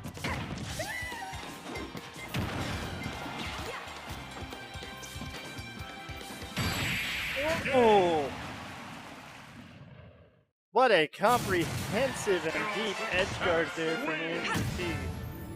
That puts him up 2-0 over Leia Realms, but this is not over. We are in a best of 5 because this is top 8 right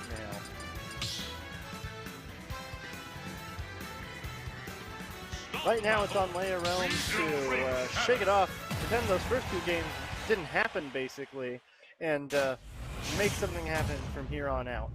Game 1 showed us that he had the potential. He just has to adapt to the pressure.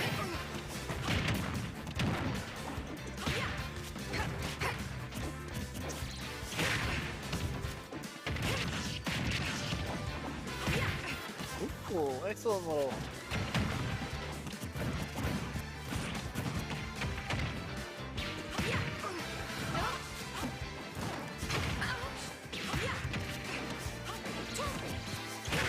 The ability to get that deep breathing, so important. Almost closing out the stock with that up air. Ooh, so many paralyzers coming out here. Andrew T going for that edge guard.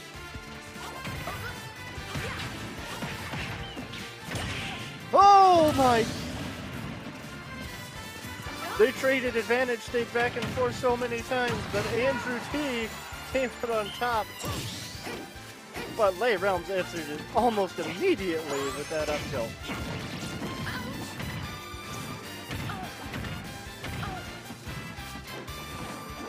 Tax on almost 50% with that chain of up airs.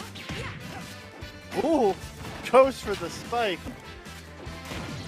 Leia Realms in the unfortunate position of wanting to use the ledge and the area off the stage to be able to get deep breathing and apply side B pressure, but has to be kind of afraid to go out there because Andrew T is making it a very scary place to be.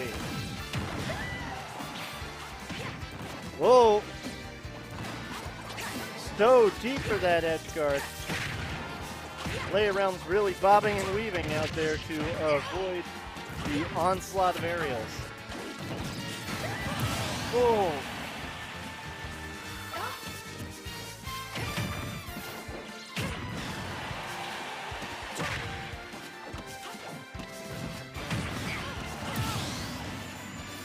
And answers it back almost immediately once again.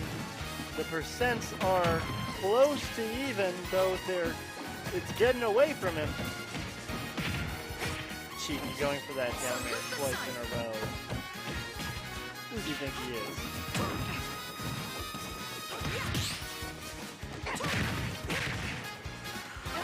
Ooh, very nice little mix up the pressure there.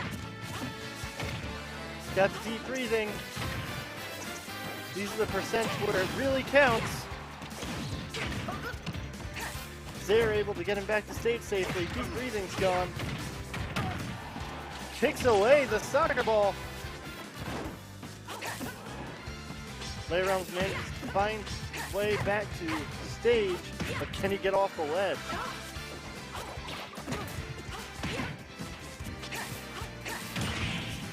Whoa! What an excellent showing. Bringing it back at the last moment from seemingly the jaws of defeat. Leia Realms has taken game 3, putting us at 2-1.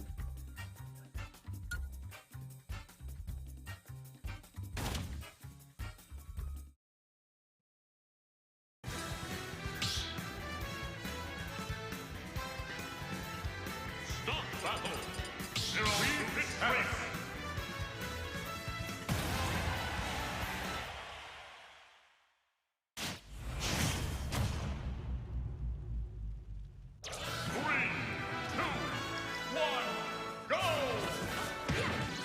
Here we are, game 4 of what has already become one of the most exciting sets of the night.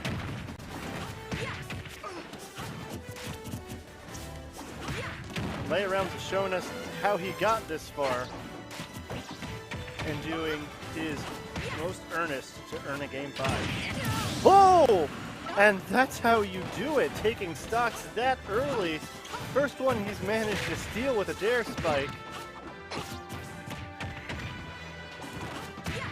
Perhaps making Andrew T second guess his perceived air superiority when it comes to that dangerous, dangerous ledge. And tacking on 73% already, lapping Andrew T in percent. Leia Realms is a man awakened right now. Deep breathing on deck. Can he get back to terra firma and make use of it? That is the question here. Andrew T trying very hard to halt this momentum right in its tracks. Leia Realms mixing up the recovery beautifully. Manages to get back on stage. Snipes. Deep breathing on deck. Pulls out with a dash attack. Oh, just barely misses that snipe. Oh, excellent punish. He is up by 2 stocks right now on Andrew T. Who is this man? This is not the same Leia Realms from games 1 and 2, ladies and gentlemen. This is a whole other monster. 62% already, and he's still on his first stock. Oh! I couldn't tell who got spiked for a second. Deep breathing on deck. Oh! Oh, he gets the spike hitbox of the side B. Oh, that was incredible. A 3-stock from Leia Realms in game 4. Ladies and gentlemen, we're going to our first game 5 of the night, and it is anybody's match.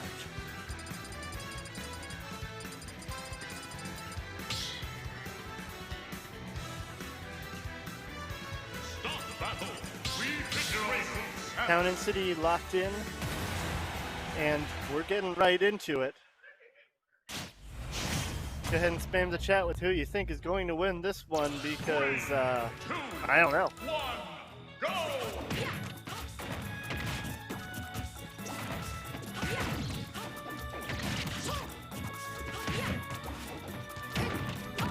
Leia Realms making it happen right out the gates.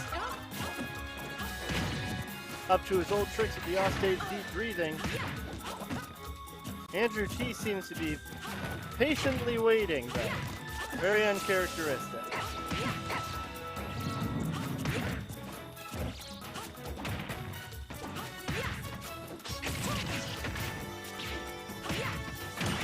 Oh, excellent catch!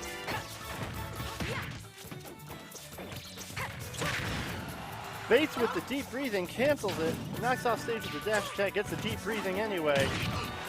He's putting on a clinic right now of how to apply pressure.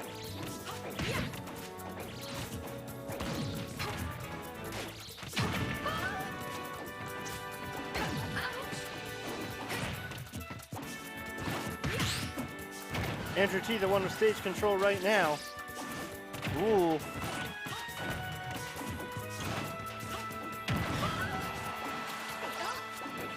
Andrew T has been aiming an uncharacteristic number of attacks the wrong direction. Oh! Almost got the double hit with the same volleyball.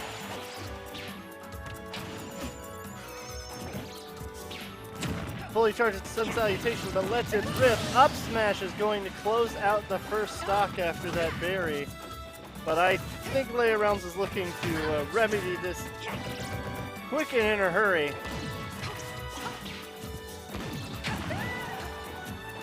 But Andrew T smells blood. He is looking to snowball this game as quickly as possible.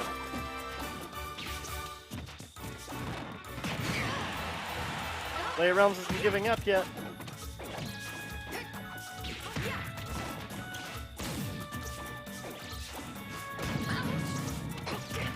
Deep breathing, ZSS at 160.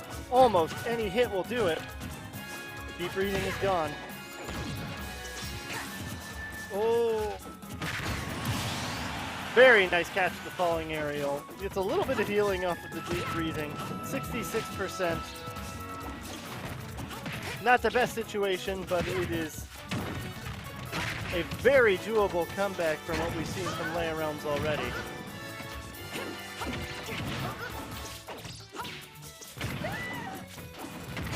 Oh!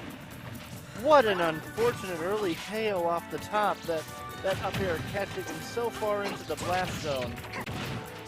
That could be the momentum that someone like Andrew T is able to carry into a set win. Does Layer Realms have the mental fortitude?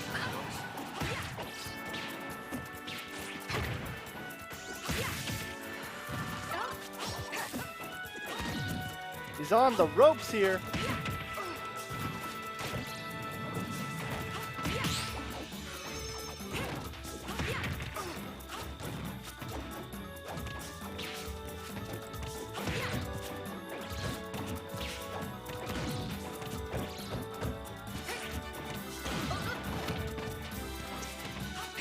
Ooh, that was a very dangerous mistech.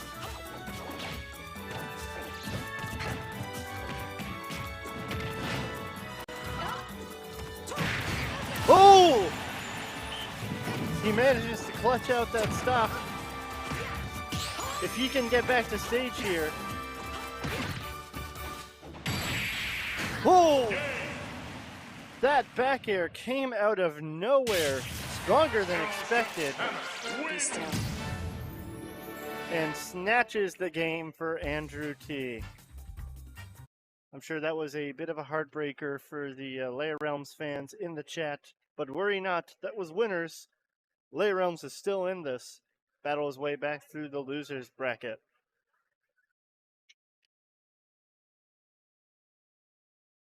Woo. My blood is pumping a little bit. But you know what else gets the blood pumping? This delicious pizza that was provided by our wonderful venue, 1Life2Play in Parma, Ohio. If you're watching this Twitch stream and you're enjoying what you're seeing, the action's even better in person. You should come support the venue. Hint, hint, cough, cough.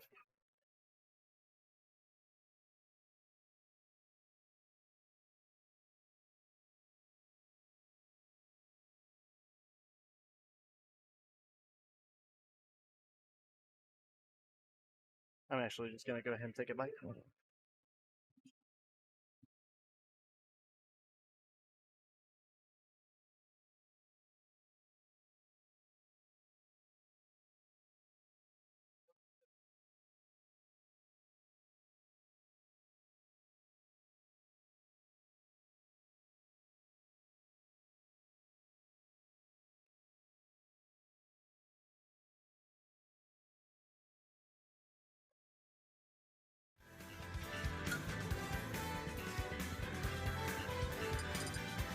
Incredible. And we're back. Our next winner Senai's match is going to be between Nan and Esteban. Looks like we're going to... Nan seems to be deciding his character still. I presume we're going to see Greninja from Esteban.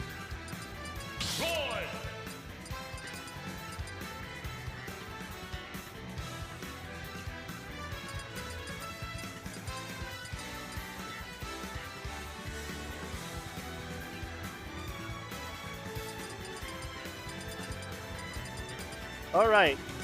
Here's our player profile for Non. His overall seed is 1. Esteban is seed 4 in the tournament currently.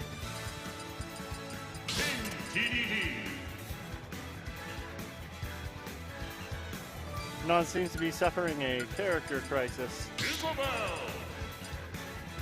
Perhaps it is a crisis of overconfidence.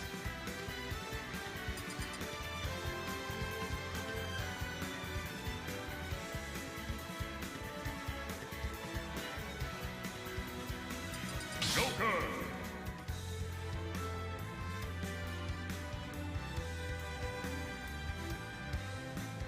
All right, it looks like the time for jokes is over.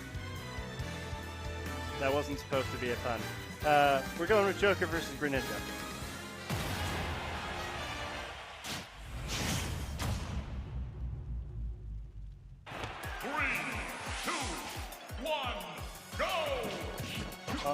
It's going to be a fast-paced game with fast-paced characters. Greninja has home field advantage, Pokemon Stadium, but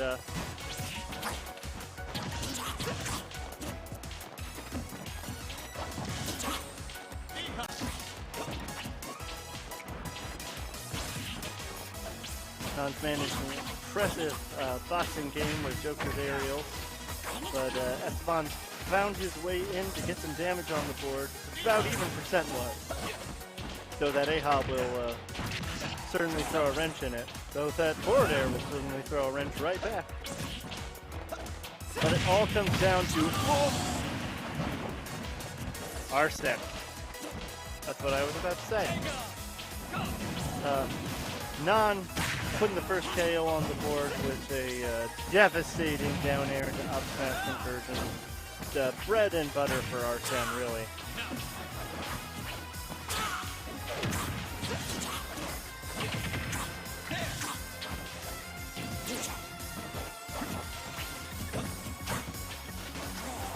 Non seems to understand the need to DI out on Greninja's down tilt, making it very difficult for Esteban to consistently get conversions, but there it is.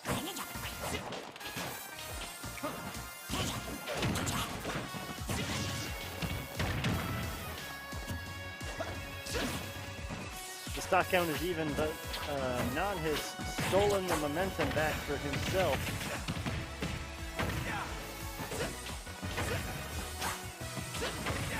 As always, the thing that you have to contend with is by evening up the percentage count, you bring out Arsene. It's almost unavoidable in a 3-stock set that you will have to at some point outplay Arsene if you hope to win the game. And Esteban seems to be picking his moments here in the second stock, but gets called out. It was hard to see if that was a shield poke or if he just dropped it, but that up smash will be obliterating his stock. Very important that he answers back as soon as possible. He cannot give up much more momentum than he already has. And Fair dodge as a fair, catches the get up with the fair. Very nice. Only 8%. This is an even game. But once again, without a Gimp, Arsene is going to come out before this game is over. So the question is, can Esteban overcome it?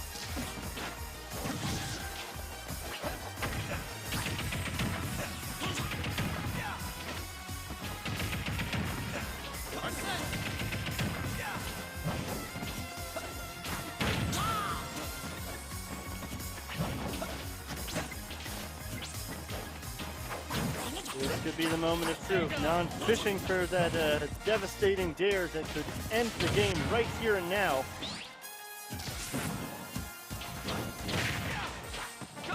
Managed to get back on stage with the Nair. Arsene is out. There is a window here for Esteban to close this game out.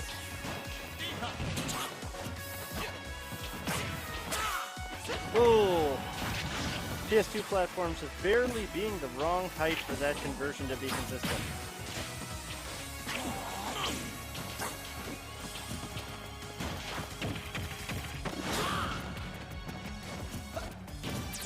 The window is closing. Esteban needs to make something happen. Oh, but the Hydro Pump is caught by the non-Arsene Dare. Non finding a way to close out the game without Arsene and put us 1-0 in game number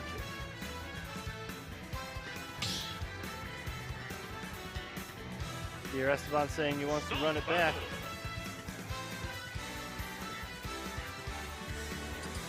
Joker. Greninja. Does not appear to be a situation where the stage is going to decide the match, ladies and gentlemen. It is all on these players right now.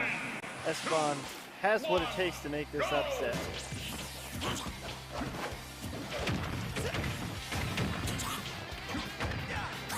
But that does not mean Non is going to make it easy for him.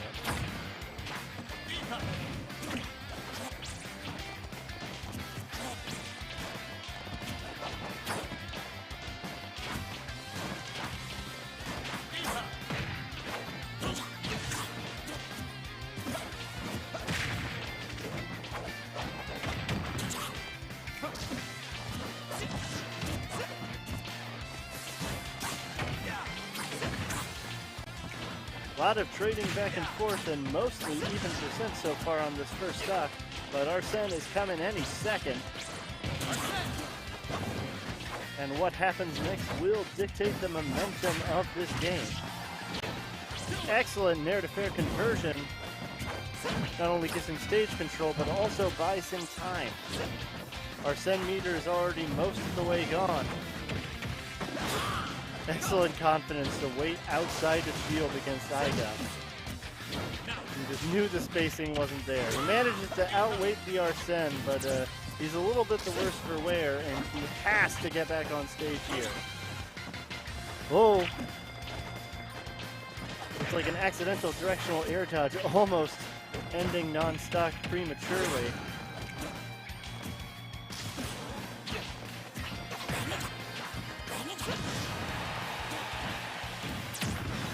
Ooh, he drops the Rebels guard a little too early to have it counter that Shadow Sneak there. Down tilt forward air finds the first stock, but Esteban is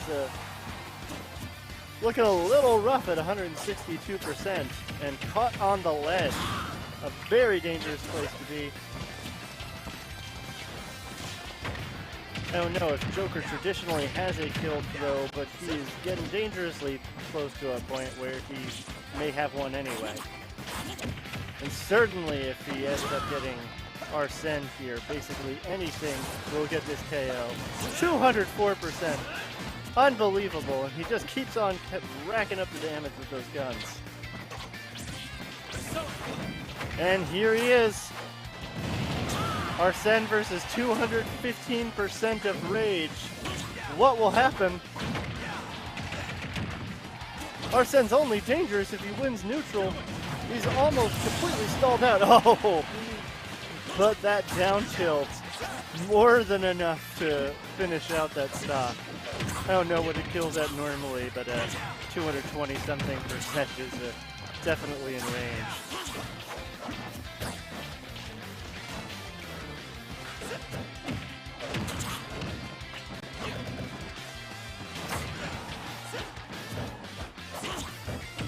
But Esteban didn't come out of that, but Non didn't come out of that stock unscathed.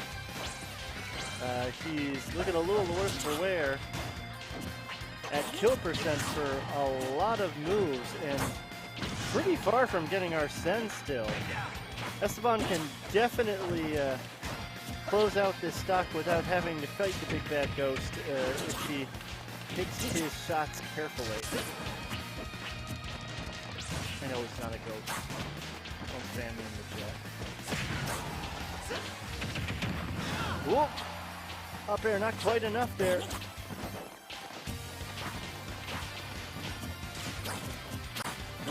Esteban really wants the next hit to be a fair so he can avoid proccing Arsene and just get the KO outright. Oh my goodness! The drag down into down smash. steals the stock right out from under Esteban. Oh, and here you have it, those PS2 platform height, not quite right for Greninja up smash. If there were ever a reason to change... Oh! Snatching victory from the jaws of defeat, Non ends up taking that game in a pretty convincing fashion. Is now up 2-0. If there were ever a reason for Esteban to contemplate a change of stages, it would be the platform height ruining those up smash confirms for Greninja, because Joker's up smash confirms are very much still functioning in this stage. And that point of inequality has come up several times.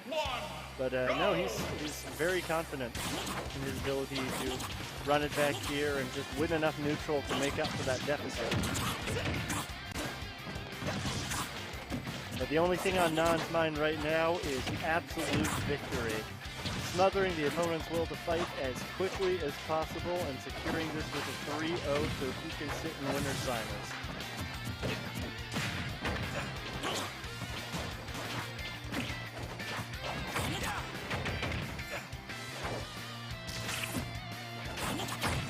I like that, Esteban going deep. He knows that he has to make some action happen, that there is no slow and steady to this particular game.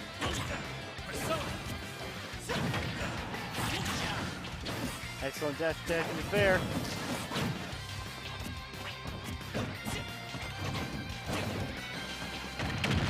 Oh, the dash attack finds him. Whoa! What an excellent reversal of fortune. Getting that down tilt into the up smash on our Sen Joker and closing out the stock first. This is how you climb the mountain, folks. Oh, he almost immediately gets the Hydro Pump Gimp on the second stock. He's already up 3 stocks to 1 in Game 3. This is how comebacks are started. How is Non going to respond? This is the tech chase. He's off stage.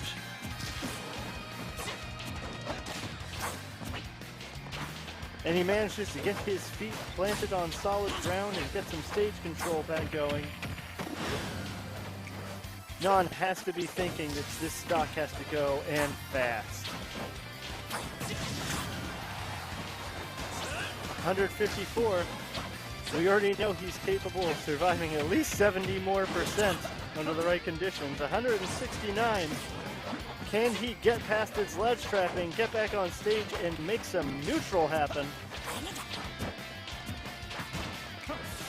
Non is playing so carefully, slowing the game down as much as he has to get these safe neutral wins.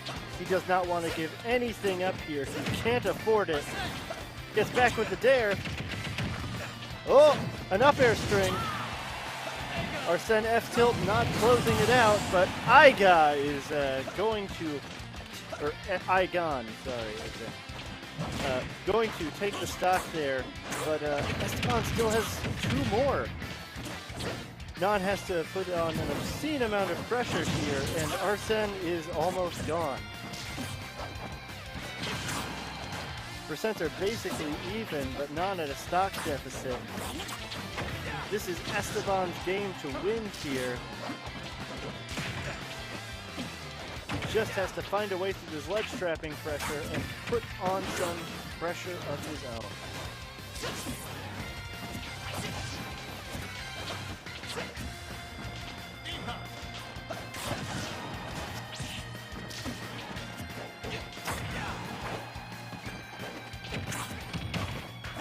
Ooh!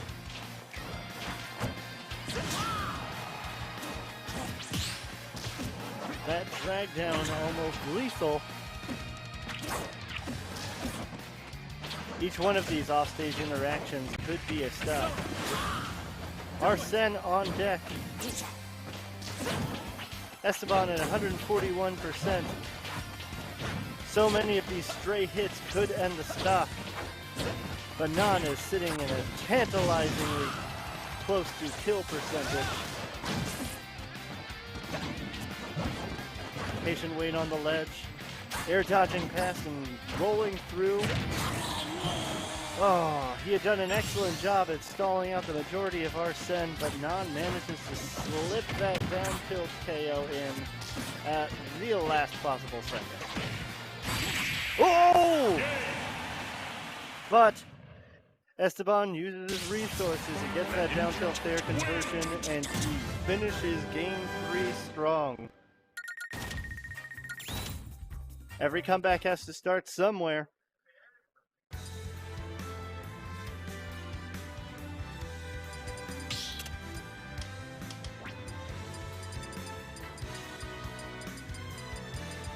It looks like we may finally be seeing counter picks, but unexpectedly it's non-counter picking.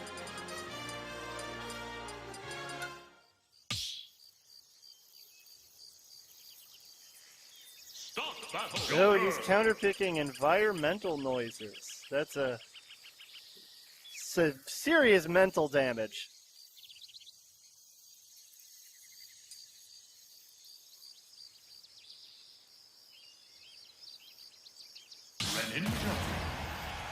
Will Esteban be able to shake off this brutal Saya in order to secure his comeback?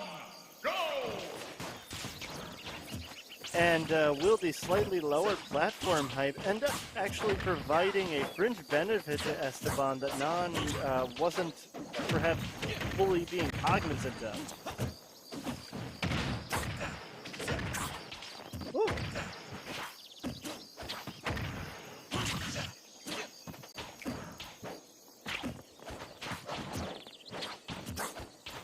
Well, the neutral is fast and furious, but you wouldn't be able to tell based on the background music. Arsene is on deck. First stock. This could be a pivotal moment in the momentum of this game. Does not secure an Arsene KO.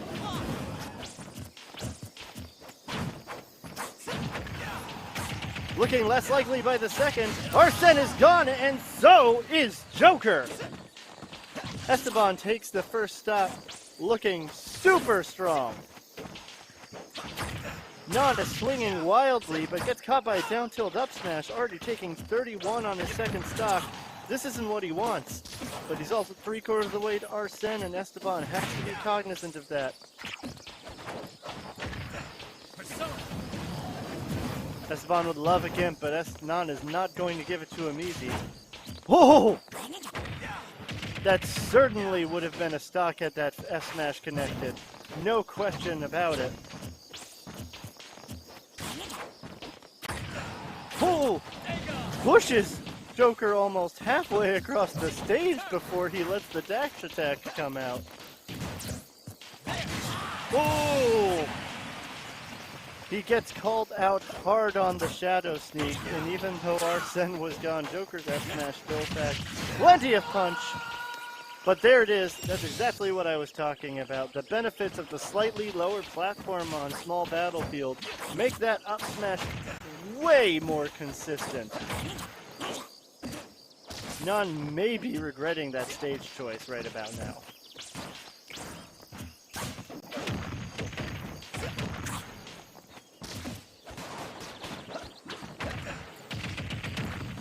Dash attack into up air.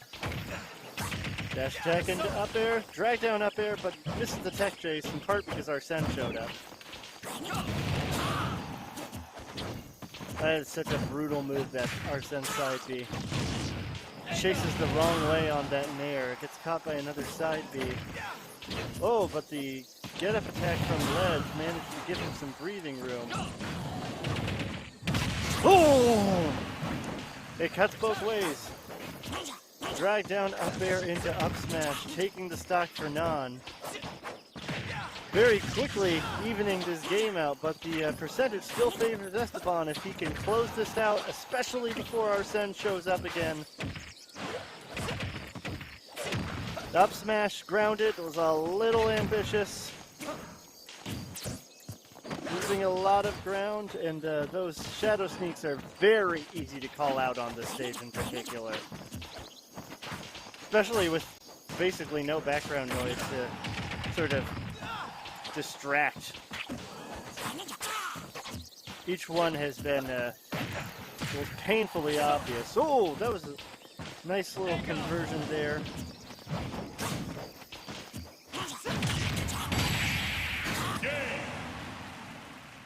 And there it is. Non managed to seal it up in game number 4? Yeah. No, 5? Or game 5? No, that was game 4.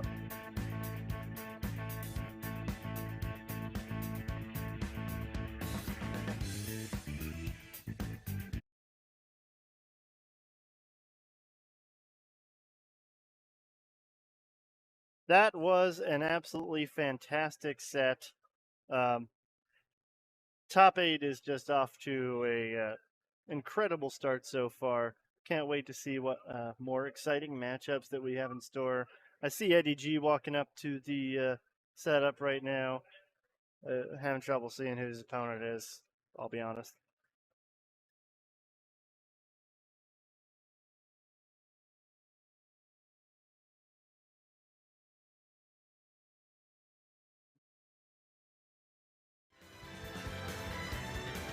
All right, it's Eddie G versus Just Me in a Box.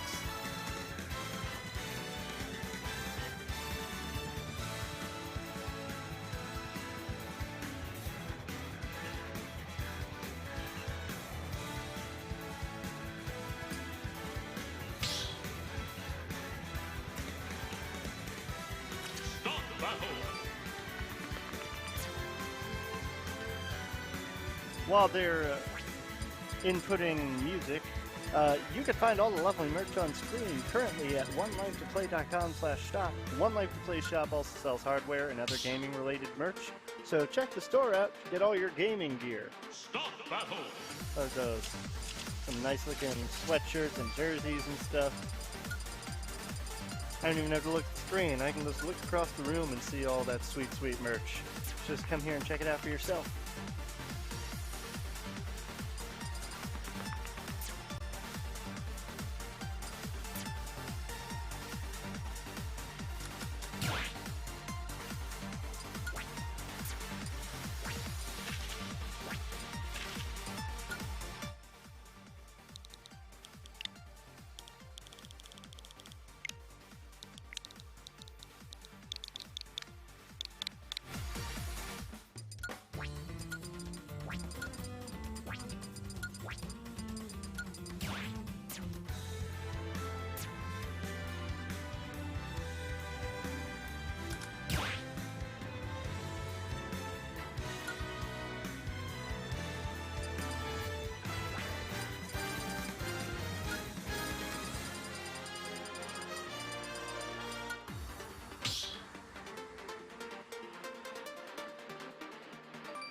Start battle. Whoa.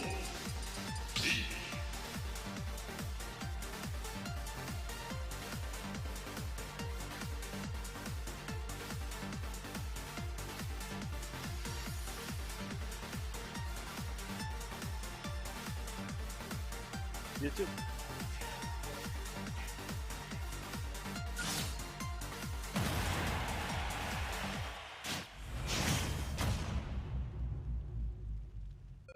Alright, first round of losers in top 8 we have Eddie G versus Just Me in a Box, and it's going to be a Peach versus Wolf, so...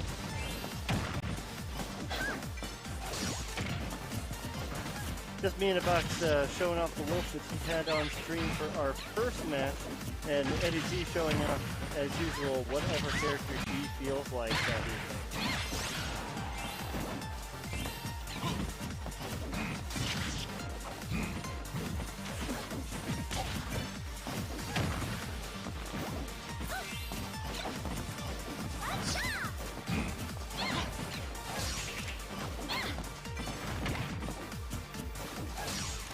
Both players seem to be feeling each other out more than anything.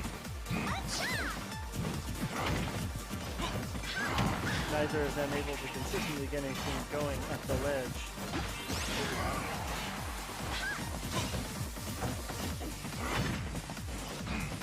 Eddie is playing a very dangerous game, challenging those up smashes over and over, but seems to be cheating death so far. the dash attack to catch that turnip thrown back at him.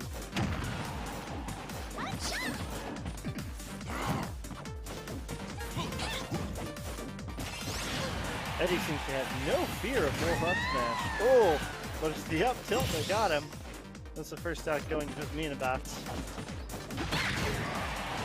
Oh, that was almost an answer in and of itself. What are we going to see for the ledge trap? Just me can't seem to stay on the ground. Oh, and that whiff is going to hurt. Eddie G answering back with only a pittance of percentage. This game belongs to anyone at this point.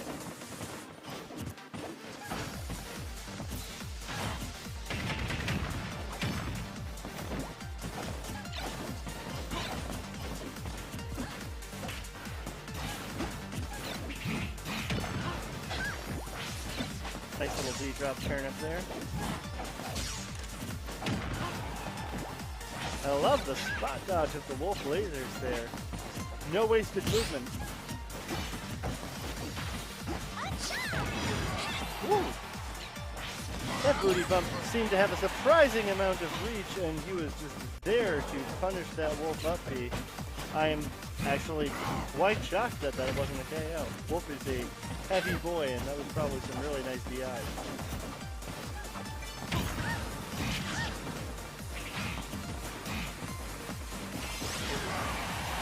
That dash attack was almost enough in and of itself. Turnip forcing him to ledge from an awkward position, but he manages to get his way back to stage and get some stage control to boot. What can he make happen to the ledge? Backing off, and just runs halfway across the stage and grabs him. But I like it.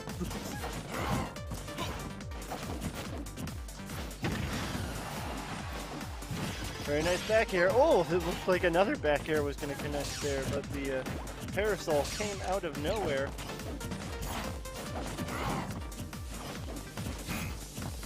That up smash is deceptively difficult to punish, and the up tilt once again is what takes stock number 2. But, that's Peach's butt taking the second stock there basically immediately. Once again, we have a even game.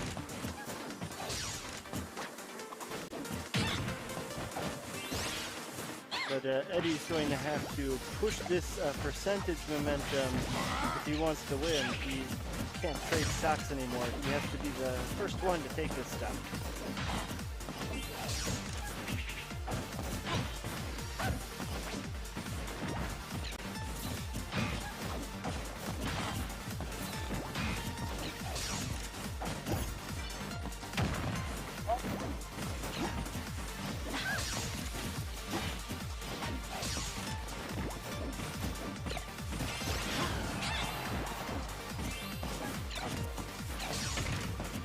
Eddie G really holding it down on this stock so far. Still looking very comfortable in those low percents, while Wolf is looking decidedly less comfortable at 116. But just me in a box, making up the deficit even as I speak it. Sorry, Eddie, my commentators cursed you. Oh, very nice. Down tilt catching the ledge there. Eddie's able to make it back to stage just by the skin of his teeth.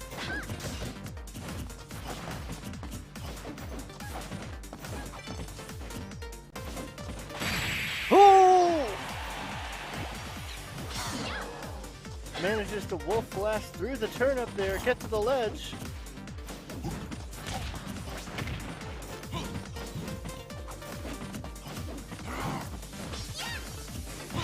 Peach wasn't able to secure that KO, but at this point she probably would be, though I can say the same of Wolf. If a fair or a bear lands against Peach, it is certainly curtains, or it could just be a third up tilt. You're good, but I'm better. Tell you what, game 2, Eddie G is probably going to be thinking twice about how he lands directly over top of Just Me in a Box. Up tilt me once, shame on you. Up tilt me twice, shame on me. Up tilt me 3 times. Start the battle. Roll.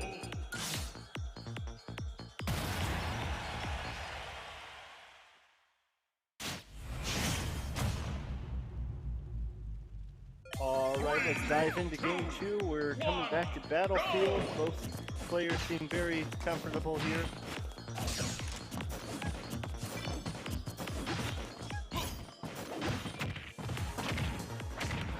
One cannot help but wonder which of them banned PS2. Eddie G coming right out of the gate with a quick percentage lead, but percentage is cheap. This is a game of chaos. Especially against a deep boy like Wolf. But 136 is nothing to stop at, and a double turnip snipe! Eddie G sitting at only 8% after he takes that first stock. That is the exact adjustment that Eddie G needed. Just find a way to secure those KOs sooner.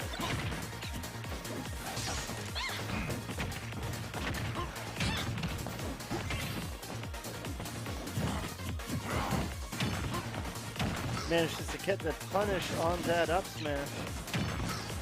Catches the roll.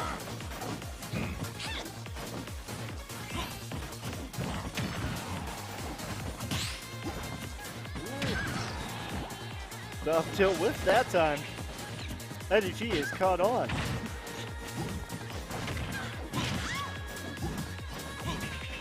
Very nice tech chase off the falling there. Oh, he just goes for it all. Fortunately for him, he gets sent inward. Fishing for that up tilt. I don't know, I'd like to believe that Eddie G just simply isn't going to give him a fourth one.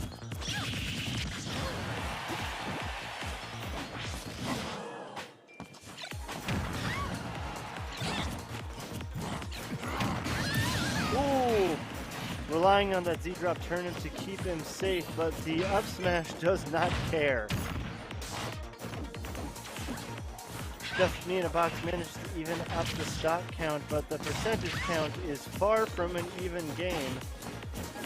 In fact, it is a mountain to climb. That back throw putting him in a very compromising position. Down air at the ledge.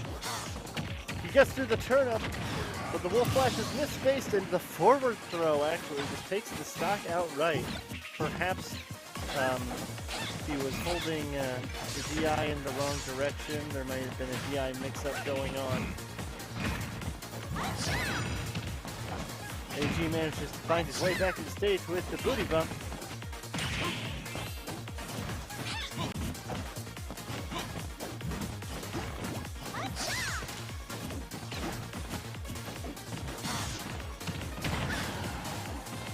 Even a sour Wolf Flash can still get a conversion. The amount of extra credit Eddie G is able to get with this stock is incredibly important. It can dictate the entire pace of the game.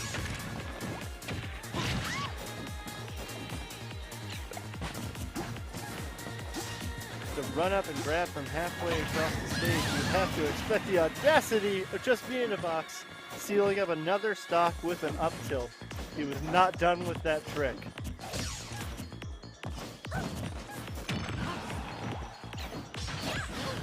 Ooh, catches the landing with the F smash.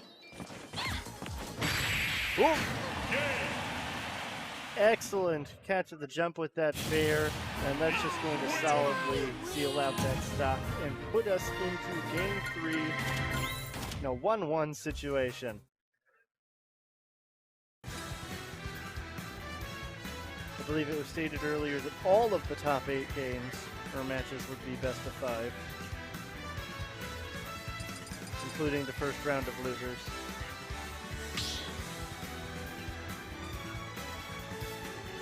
Start the battle. Roll.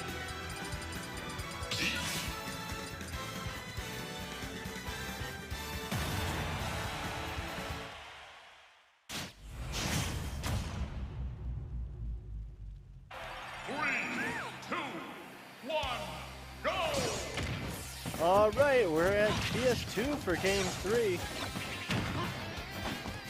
Just me and a bot seems to be tired of Battlefield.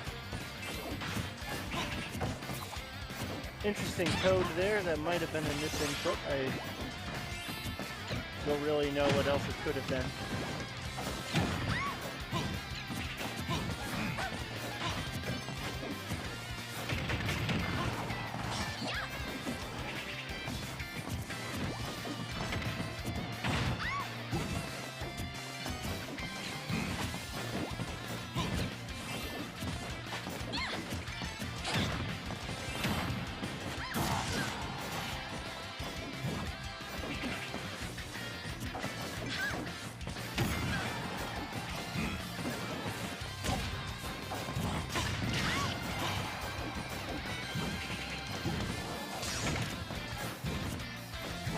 Just me seems to be laying this ledge pressure on quite thick, and he finds a way through it.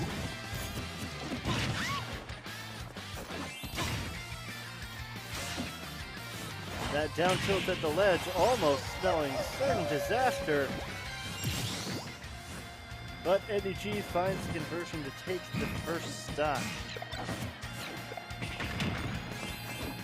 Some turnip shenanigans put 30% on the board, but that's all the spare change Eddie's going to be getting if the back air seals the deal.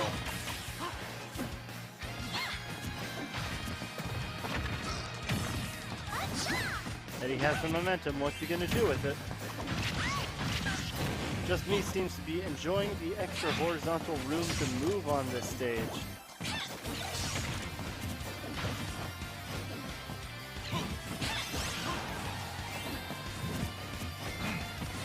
Also seems to be providing him with an easier way back to ground in disadvantaged situations. A very nice way to catch that tech roll.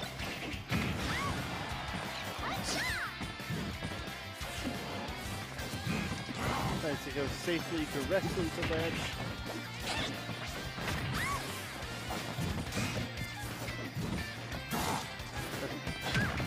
That fair into down tilt, like so much pressure there, giving Eddie so little room to move. Percent and stock are basically dead even right now. Wolf with a slight edge and kill power though. Oh! Calls him out at a bad moment and takes that KO relatively early, considering where he was on the stage.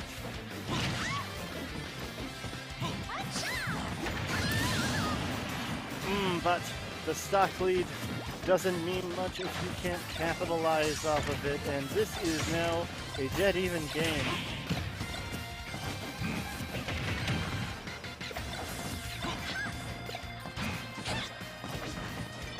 Itchy trying to get some turnip combos going, but not quite getting the right sequence, it would seem.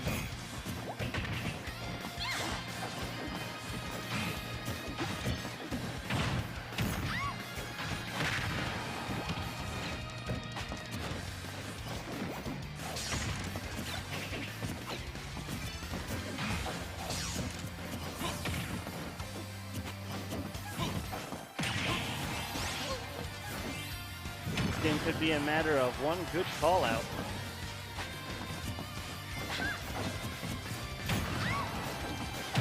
Dash attack finds his way through, but the fair sends him back where he came from.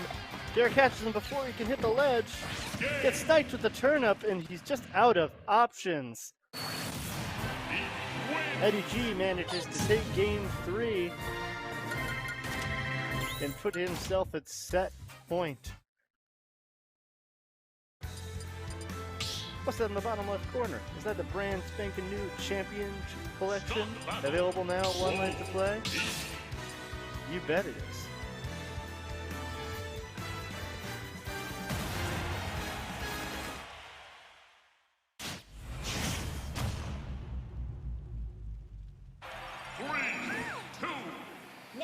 Alright, we're back running it back at PS2.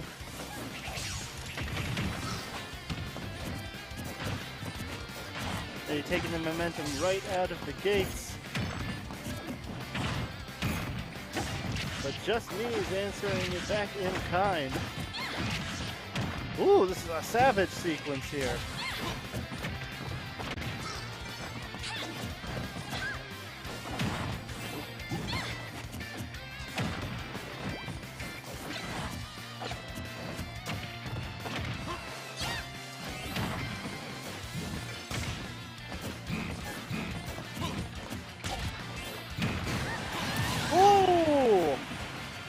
Grandma, what big Tims you have. That meaty back air taking out Eddie G nice and early. Just Me in a Box seems absolutely determined to take this to a game 5, ladies and gentlemen.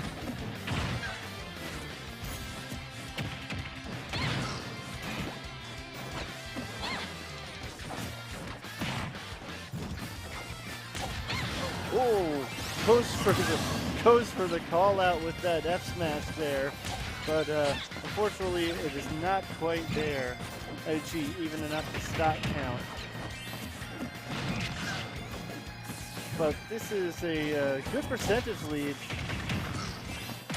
to potentially make something happen with. Whoa! Third time's the charm, manages to force that F smash in there. Oh!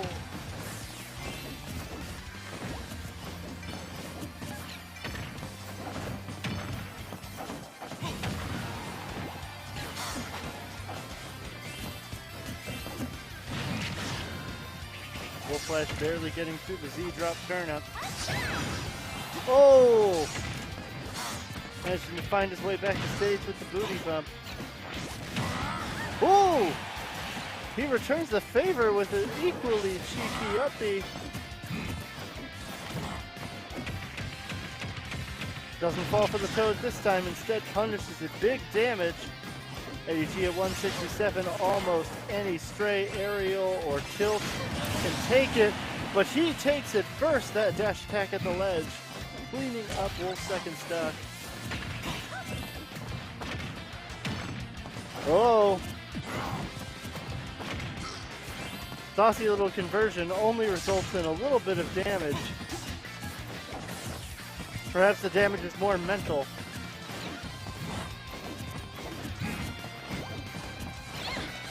Just Me fishing for that back air. So at this point, so many things will finish the stock. Rapid fire back airs from Peach. Putting on an intimidation display in the middle of the stage. Just Me in a Box needs to find a way to take this stock and fast. Any more damage than this is maybe too much to come back from. Oh! The turnip flanks with the up tilt that would have taken the stock. Really narrowing down the shield, missing the chance to punish that Peach bomber. Up tilt does clean up the stock. 119% to 0 is a mountain to climb, but Just Me in a Box has shown he has the determination, but cannot be taking GameStop trades like that.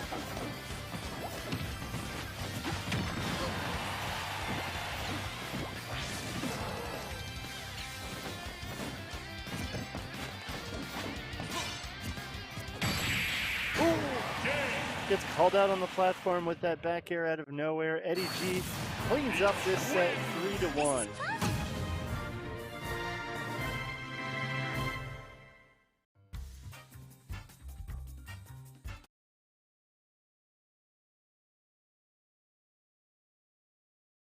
All right.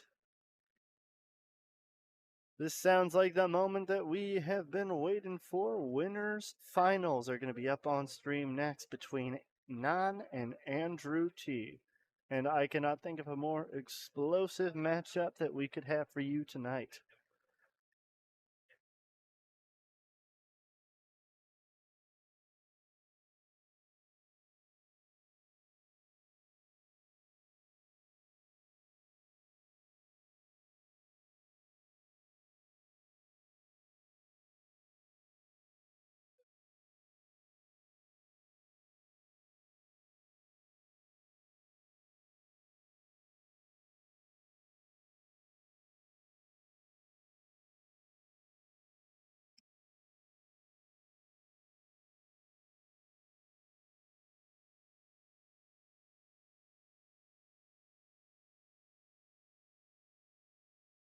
while we're waiting, I'll just read off some promos for a couple other events that we have going on that we haven't shown off yet tonight.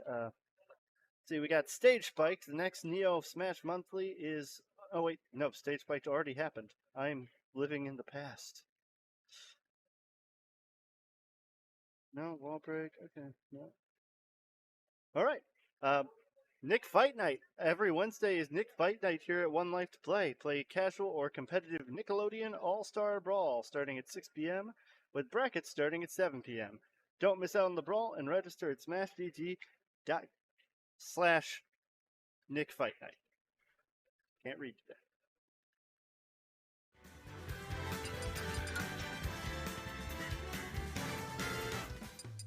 Andrew T waving to his adoring fans.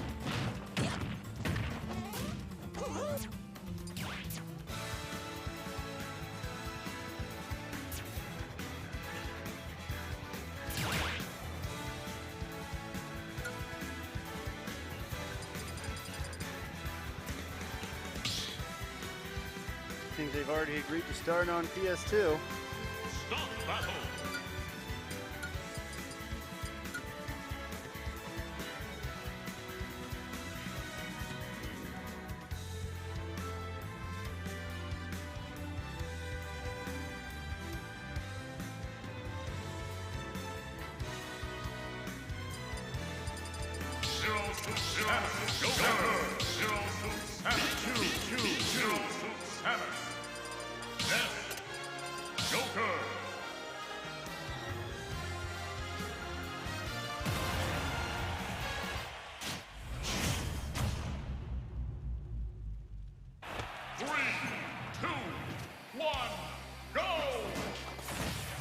Getting right into it on PS2. We have Nan, we have Andrew T. The number 1 seed against, I believe, the number 2 seed. What more can you ask for? So this is prime time, ladies and gentlemen, and Andrew is kind of swinging with this.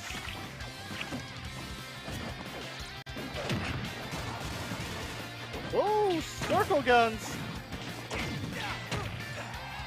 That was almost a spike, but we got our set out.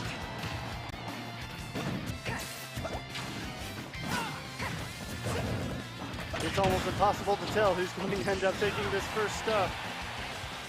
But it feels like it's going to happen any second now. Oh, and there it is! Andrew T overcoming our set on the first stop for a spectacular aerial chase off stage. Managing to find his way back onto the stage. But Nan not giving him much breathing room. Ooh, that was almost a spike, but Nan did not sleep on that opportunity. Sneaks the back air in there and takes the first stop. He's maybe down in percentage, but Arsene is here.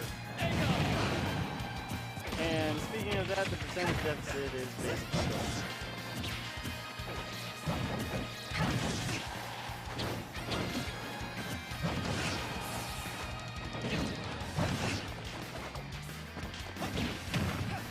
Oh, but the berry! Ooh! Manages to avoid almost all the hits of the up B except the last one, and it just puts him in a bad position. Andrew T managed to take the second stock with that frankly ridiculous edge guard.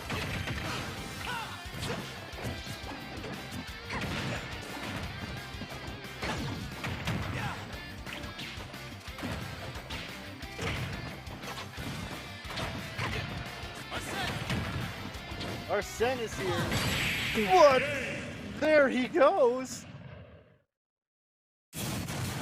Andrew T, ladies and gentlemen, with just the type of flashy finish that you would expect from him, manages to take game 1 in this winner's finals best of 5 set. Ooh, I'll tell you what.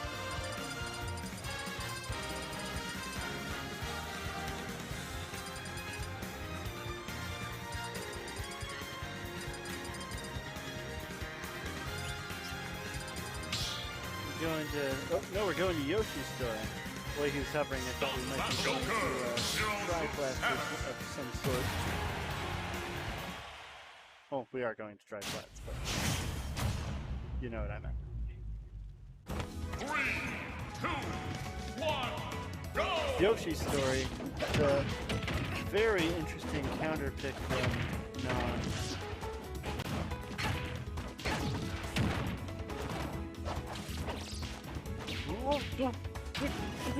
Whoa!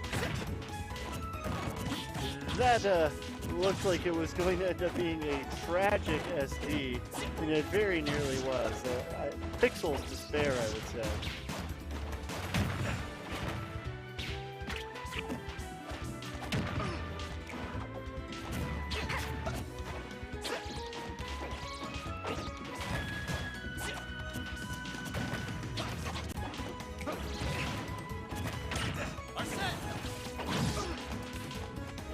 Now taking the early advantage here. Whoa! I think Joker Gun or Arsene Gun may have sniped the double jump there unexpectedly, and he was not quick enough on the draw to make up for it. And Non is looking to capitalize off this momentum. Just a comprehensive wall of back airs, taking the second stock. Non has already got Andrew T to almost 30%, past 30% on his third stock, and he's only in the 80s. He's chilling.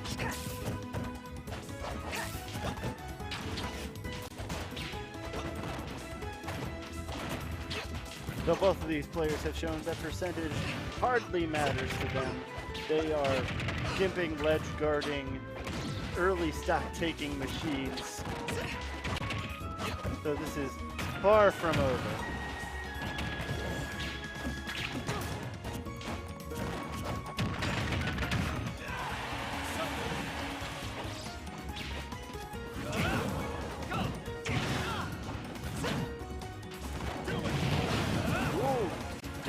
That side B to get himself back to stage. So that will certainly do the trick. Andrew T only needs 2 good interactions here to put himself back in the game, but they have to come soon. He's in a dangerous position. And at this percentage, he does not want to start a fight with Arsene.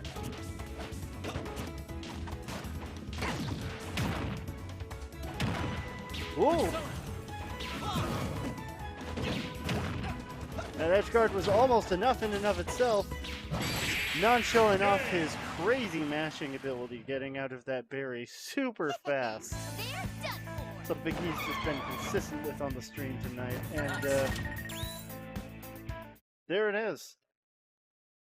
Andrew T threw down the gauntlet and Non has picked it up. We are at 1-1 going into game 3.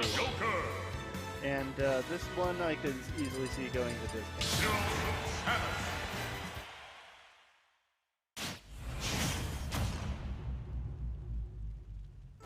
3, 2, 1, go!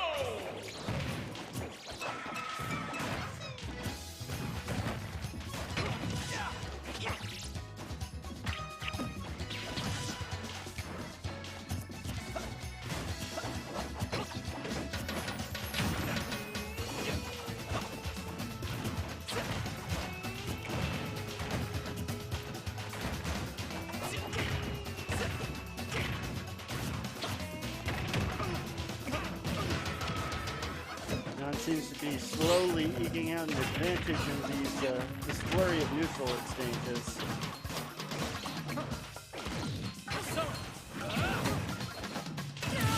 So an unfortunate SD from Andrew T, and it couldn't have come at a worse time. Arsene just racking up damage in neutral wins right now, putting Andrew T in a terrible spot in addition to his stock disadvantage. Oh! What an interesting gift. Non seemed to just be out of options and couldn't get the up B to come out in time after his directional air dodge.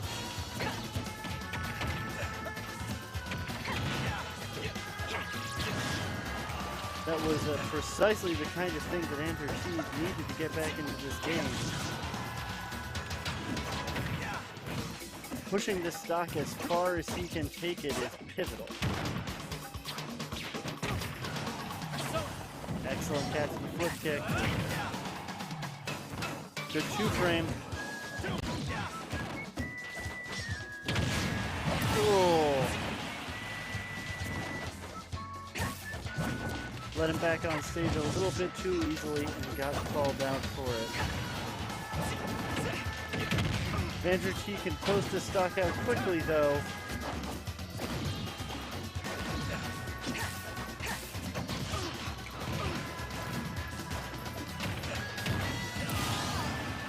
And there you have it. Andrew T sitting just over 50%, but pivotally they're both on the last stock. That means either way, this game could end. Any interaction could be the last! And every time I go to say that, Andrew T gets a freaking gets a spike and just instantly ends the game.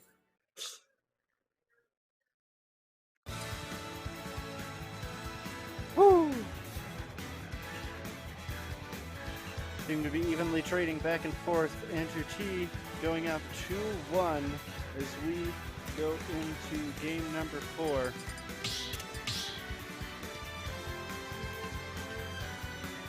Start battle. Mithra. All right. Here we have it.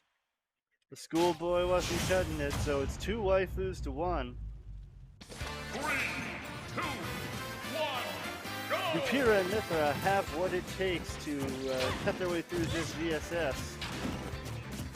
Are we going to a game 5, or is Andrew T clinching this upset right here and now?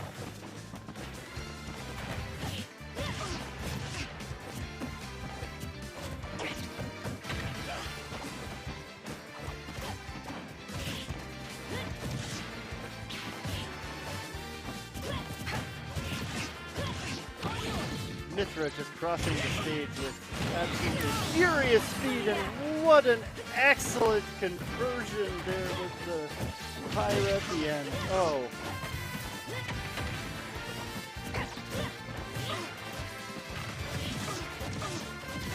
Pyra and Mithra don't need Arsene because Pyra is just always there when you need her. Oh, but this berry could be pivotal. Andrew T improving out of his mind, but he's not able to land the flip kick.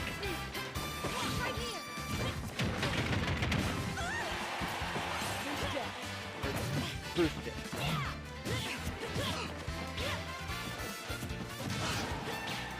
After adjusting to the speed of the Joker, the somehow additional speed of Mithra is probably a difficult thing to attune yourself to.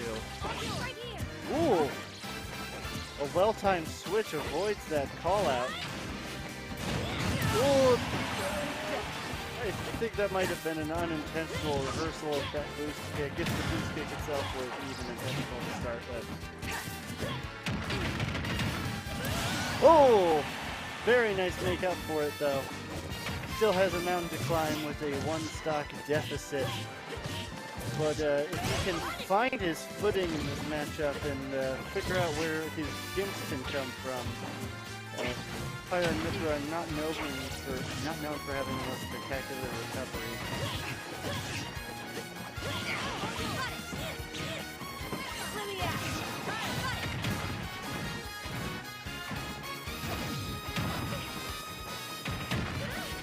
Oh, very excellent edge guard. I think that's it.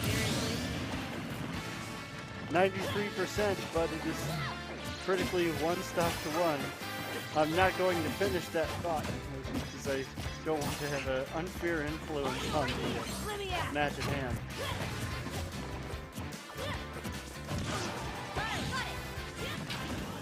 But despite percentages, this is still anyone's game, though the danger that Pyrrha represents definitely makes it quite a bit dicey.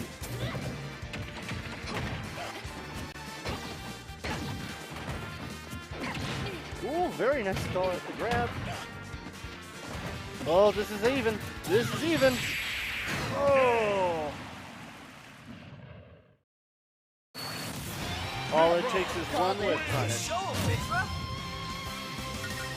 And just like that, we're going into a game 5. But pivotally, we have now a game to adjust to the character counter pick in his Andrew T stage selection. These small factors could mean the difference between victory and defeat here in this winner's final game 5.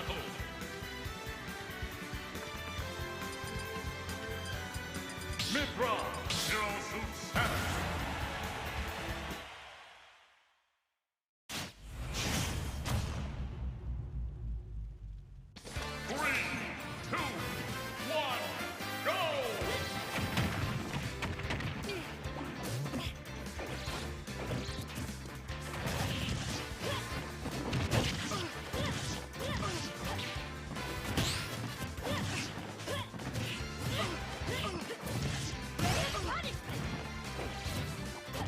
Stacking up a party percentage lead early on here.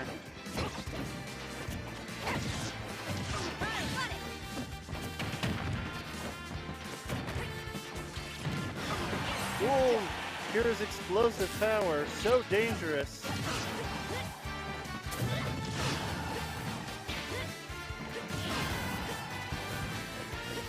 Andrew T has to make something happen here. Oh.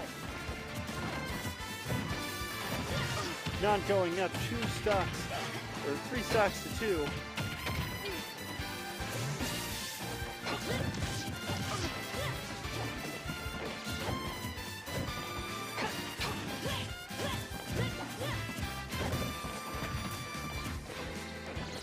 Mithra's sword is fast and furious.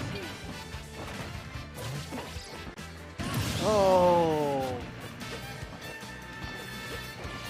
Very unfortunate SD from Andrew T. Just overextending in the attempt to call Non out and pays dearly for it.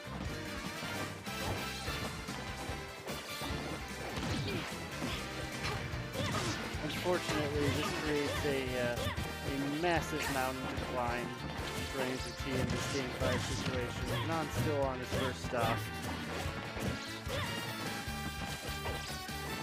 It is looking unfortunately grim.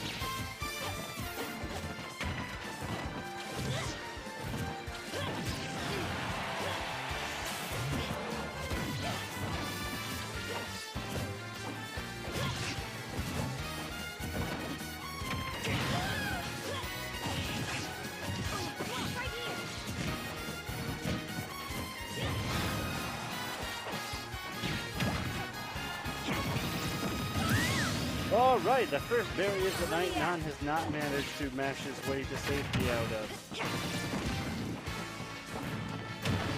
And Andrew seems to be determined to put on the pressure and get the momentum for himself in this game. He refuses to be out of it yet. Big swing from Non. Ooh.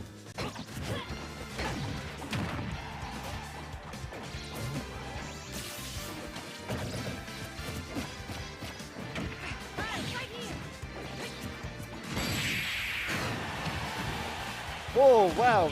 Very nearly the stock there. Oh, that'll do. No doubt, no doubt. Very good games from both players, but it seems like the Pyrrha Mithra counter pick was what Non needed to close out that set. Woo!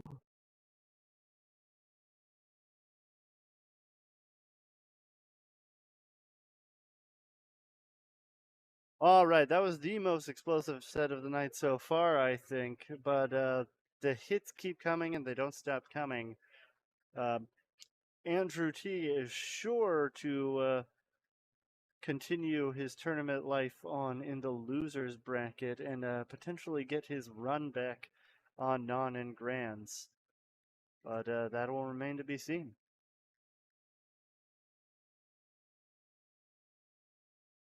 In the meantime, I can't stress enough that if you are watching the stream and you're enjoying the show, you're anywhere near the Parma area, you should consider coming out here to the venue.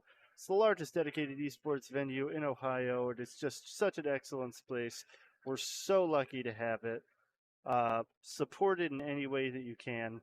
There's an ad up right now for the 1Life2Play shop. Go to the website, look at their stuff. They've got awesome merch. Great staff, great production team. Like, seriously. Come to 1Life2Play.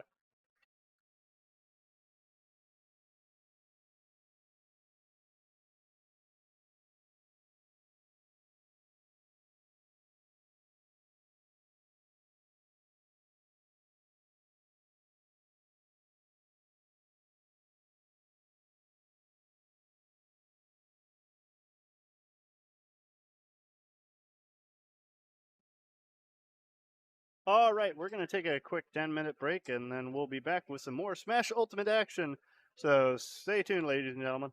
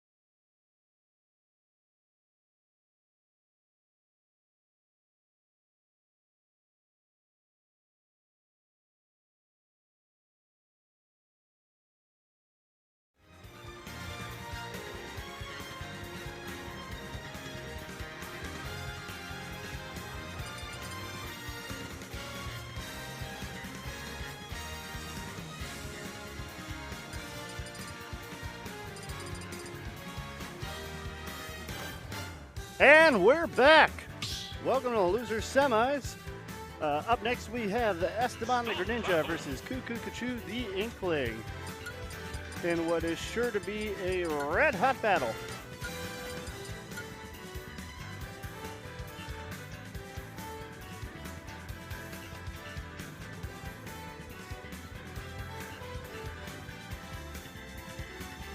Both fighters are selecting their tunes of choice.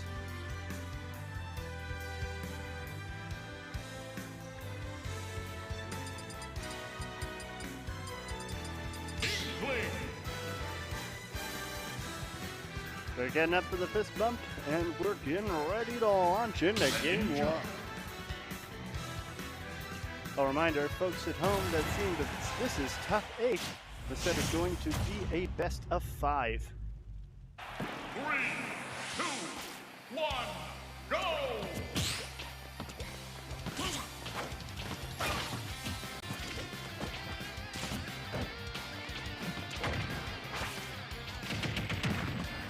And Esteban takes first blood.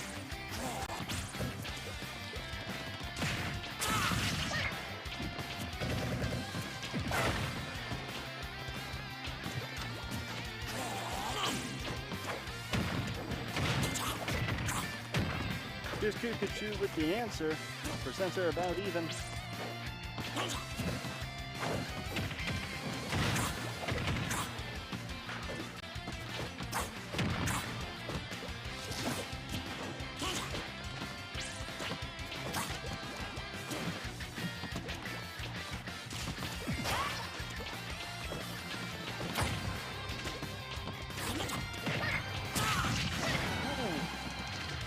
Catches them with the down tilt up smash conversion. And the delayed version of it. I suppose that was bad.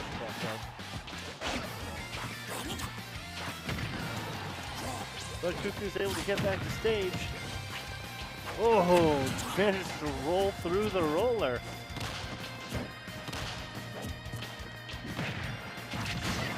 Oh, he'll pay dearly for the second up smash in place. Down tilt fair takes the first stock.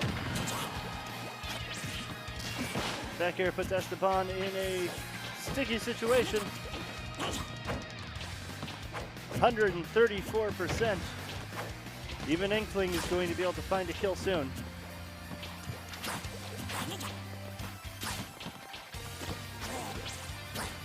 Kuku being very reserved. There's that back air. Not falling for any of the usual traps at the ledge. Oh, very nice catching the roll with the grab. But Kuku's able to make it back to stage. Chases him down with the roller, but just wastes ink in the process. Oh, but catches him with the up smash, evening up the stock count. But not to go unanswered, as Esteban lands an up smash of his own. Nair and fair. He's been making these ledge traps count, but Kuku gets back this time.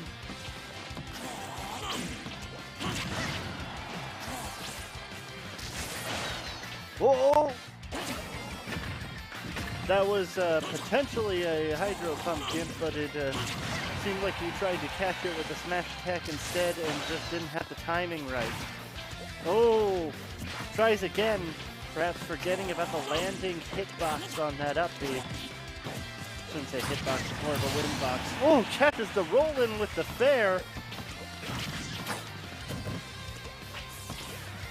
Snatches that stock away like the ninja he is, putting himself in the lead.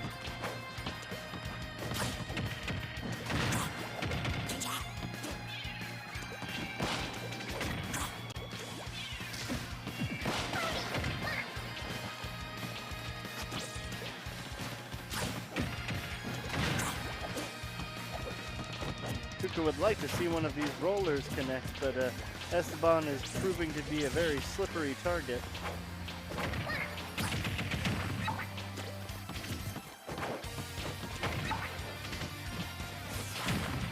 Oh, but there it is! And here we are, both players on their last stock. There's the up smash. Sparks are flying in this heated battle. And there's the fair, catching what looked like the jump get up. And that is going to be it for game one.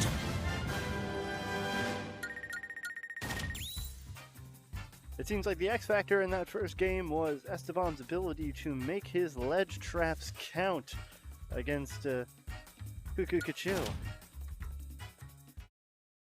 So the question remains, how will Kukukuchu mix up his game getting back off of the ledge, and how will he improve his own ledge guard, which seemed underwhelming by comparison?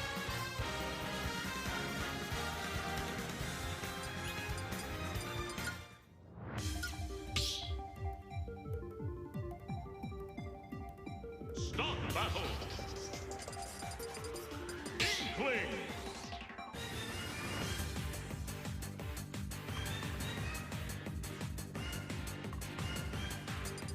Greninja.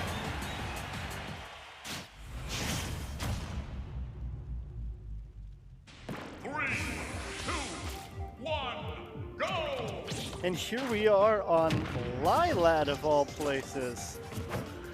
I did not think that we were going to see a game on screen here tonight. But Kuku must have something in mind, perhaps some way to alter the ledge trapping game in his favor, using the slants of Lilat.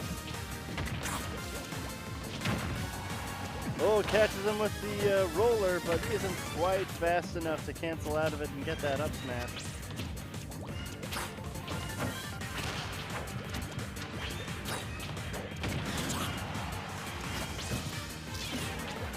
Picking up a healthy lead percentage-wise, but it's a matter of who closes out the stock first. And it looks like Esteban is well on his way. Percents are essentially even. Catches him with a raw S-smash after that up smash whip. And there, down tilt to fair.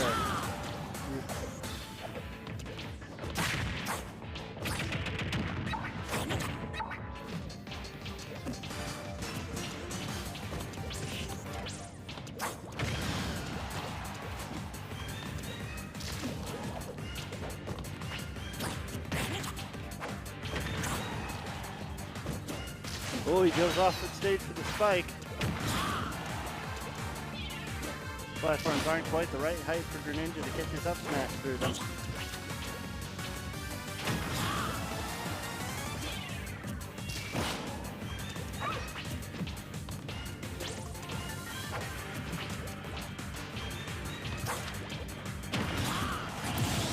All right, he managed to sneak in with that back air and close out the first stock, evening up the count.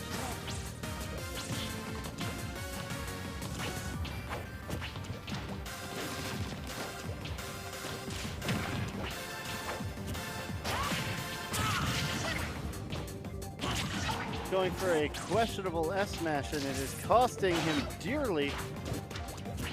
Takes nearly 40% in that exchange, all said and done. Loses any semblance of stage control. Oh, getting caught by the fully charged water shuriken. He will not be able to take many more of those.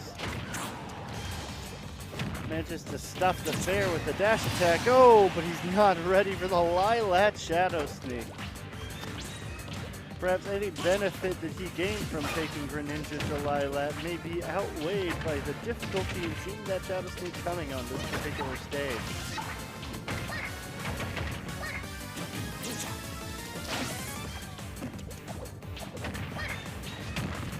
Oh, gets the roller, but he just wasn't ready to get the roller, it seems.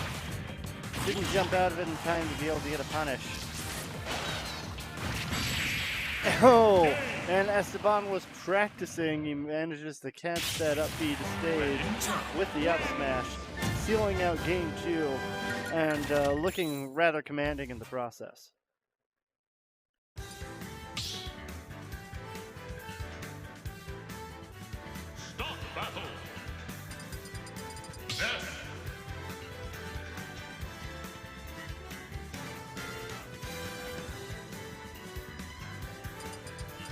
Greninja.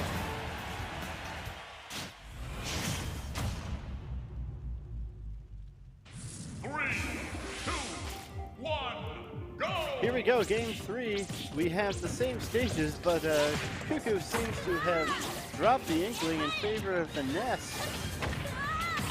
Let's see if this counter pick can get him anywhere. Or if he's still going to end up all washed up.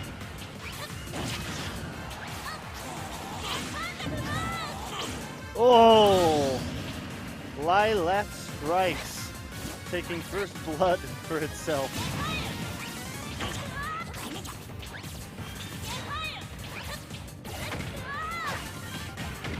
That is just a devastating loss of momentum, going up. We're down 2-0.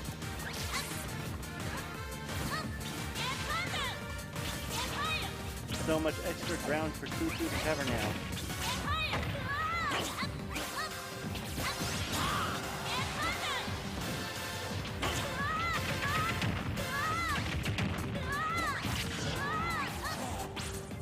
Hard to tell how effective the character counter pick is being so far.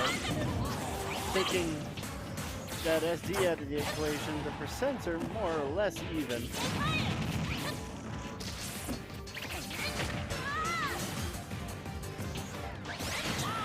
Ooh! But a much earlier kill than Inkling was accustomed to getting with that back air.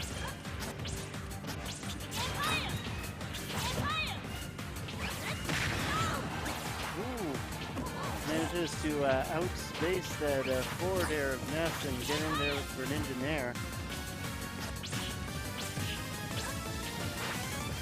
And it's just harassing him with those uncharged water shurikens so fast. Such an excellent disruption tool that can really get into the opponent's head. Whispers is part of the play against here, but I would love to see baiting a PK rocket into a substitute.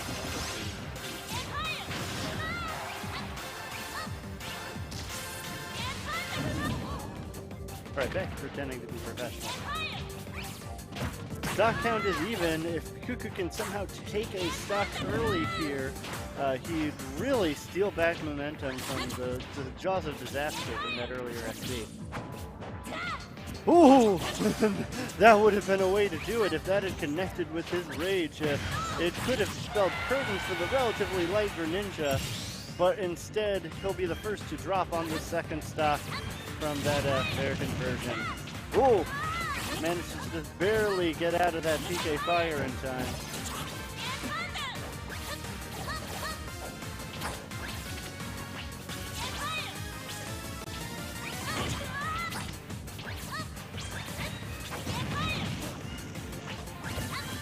The grab after PK fire, misses it. Ooh! Oh, and that time the yo-yo was facing the correct attack or direction. That's going to be a solid KO for Kukukuchu, and the game is now totally even. This counter pick does seem to be working. As long as he can just continue to make up for the lost ground from that SD earlier, this game 3 could be very well within his grasp.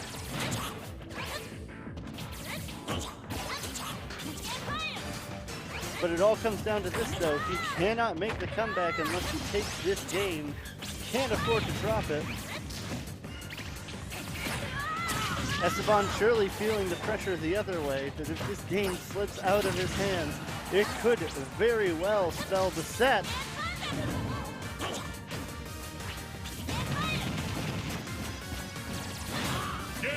Whoa! I think that we saw a DI mix up with that back throw there. Esteban got caught holding in the wrong direction and died especially early, even though he had to go across the whole stage. Well played gambit from Kukukuchu. That is going to give him his first game win going into a game 4. If this counter pick can continue to perform at the same level without any SDs, this set could actually be well in his grasp.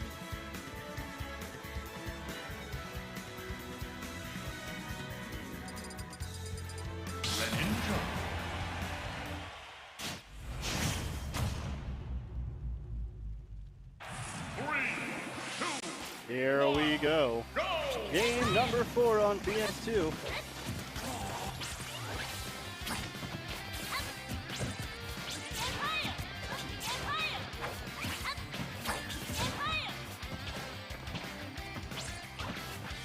Both using the extra space, feeling each other out. Very nice little sequence from Kuku. Really utilizing those PK fires. Oh, very nice catching the jump.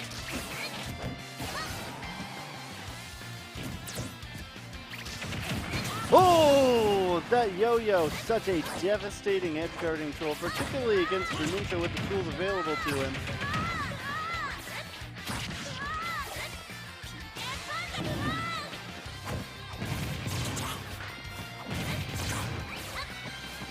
We got chain grabs.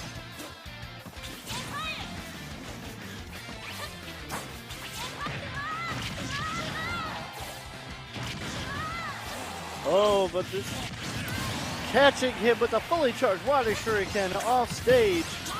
You cannot fall asleep at the wheel against a character like the Ninja.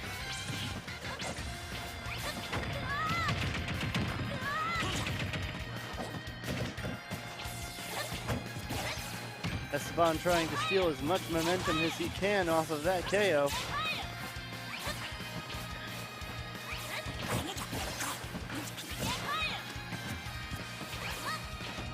But Kuku seems to be keeping him on the back foot.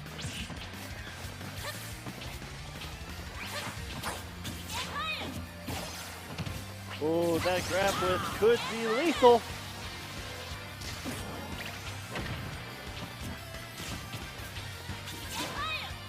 Already on the ledge, he's far less susceptible to that yo-yo.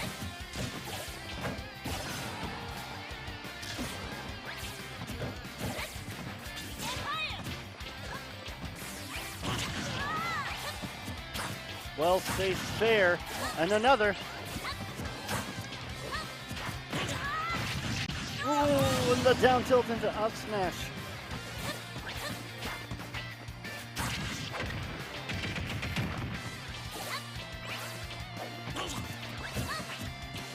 Kuku needs to step on the gas once again. Right here, right now is the time. Dash attack nearly doing it, but not quite enough. This back throw. Woo! Very good DI. That time Esteban saw it coming.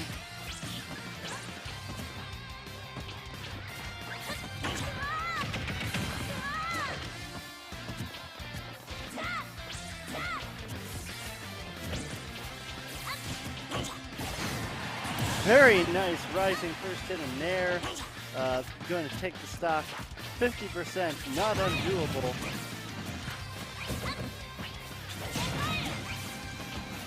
That PK fire pressure not only stacks on the percent, but potentially opens some big conversion opportunities for Esteban.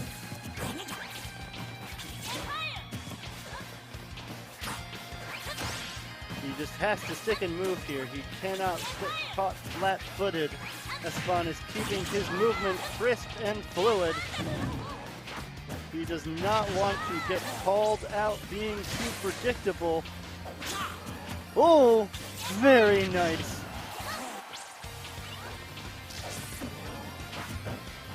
Good use of the directional air dodges to get back on stage, but oh, I don't know if that was a shield poke, but gets caught out on the ledge with the fair, and that is going to be 3-1 for Esteban.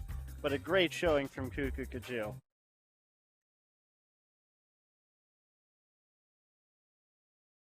Don't go anywhere because the hits just keep on coming. It looks like Esteban is going to go ahead and stay at the stream setup while his next opponent saunters in.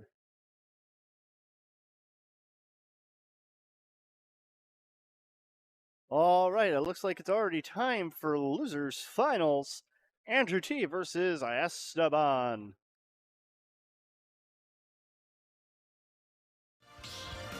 Both of these players are here because of losses to non. Both of them want a run back, but only one of them can get their wish.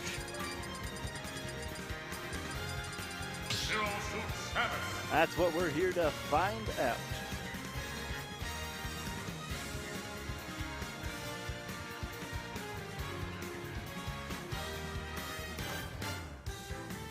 Greninja.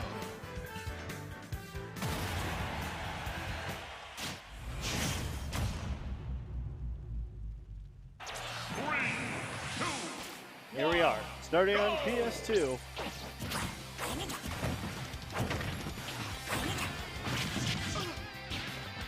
Esteban's got the pedal to the metal right out the gate. But Andrew T doesn't know what a brake pedal looks like.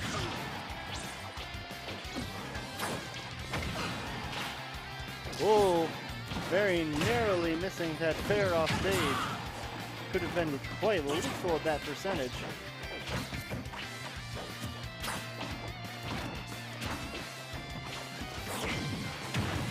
Both players trying to mix up their movement, avoid getting caught out for anything too obvious.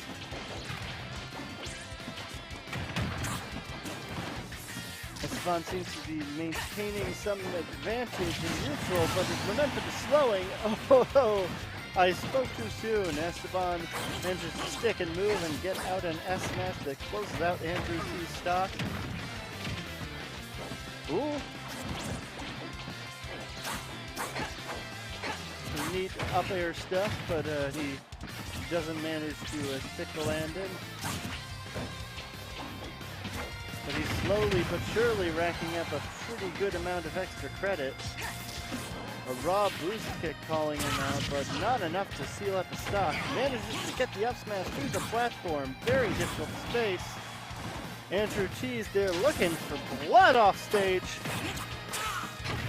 Manages to air dodge through the up smash after the down tilt.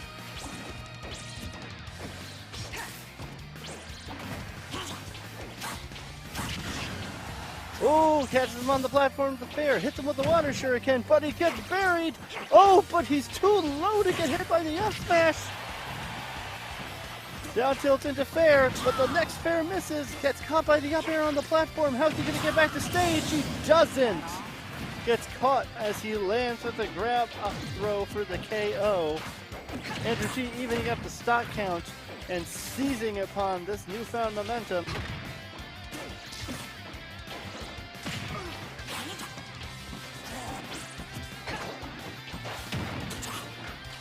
At this percentage, it's very difficult for Greninja to find the same conversions that you can normally get. Oh! But rolling past the down smash to get that sweet, sweet down tilt fair is going to more than take care of that second stock and put Andrew T on notice in this game one.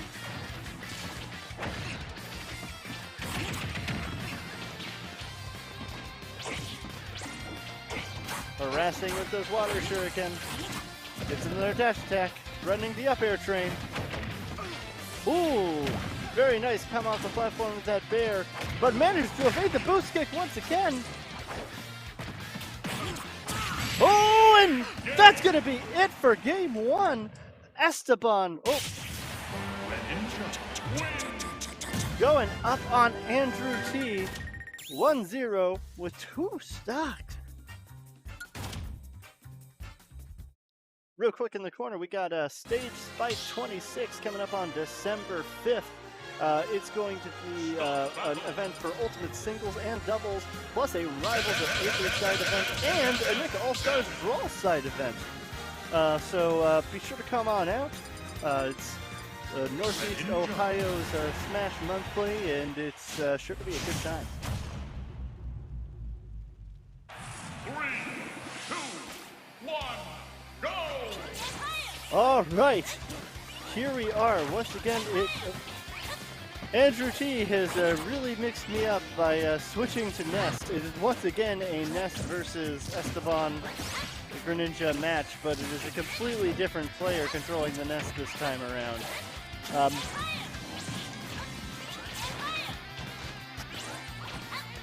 Unbelievable. Esteban was able to pressure Andrew T so much that he came off of the ZSS and went back to his old mainstay.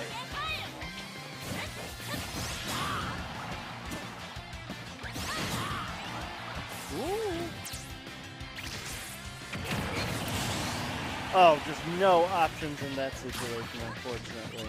Being forced to recover that way just fed him to the end.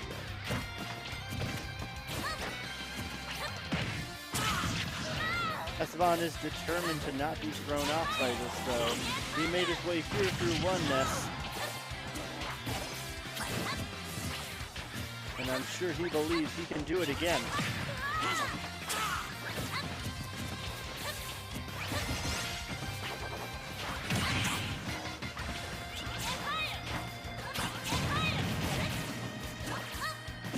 This is dangerous.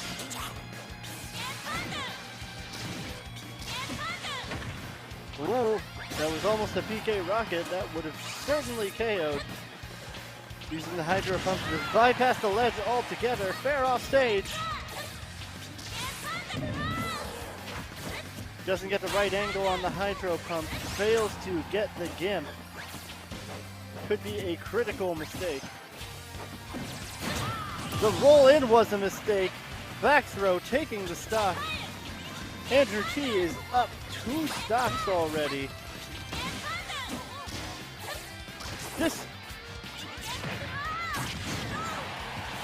That was an incredibly dicey situation Esteban found his way out of. And he manages to get the Gimp on Andrew T, finally taking the first stock, but the damage may be done at this point. Andrew T shows no sign of slowing down. He has the momentum and he wants Esteban to know it.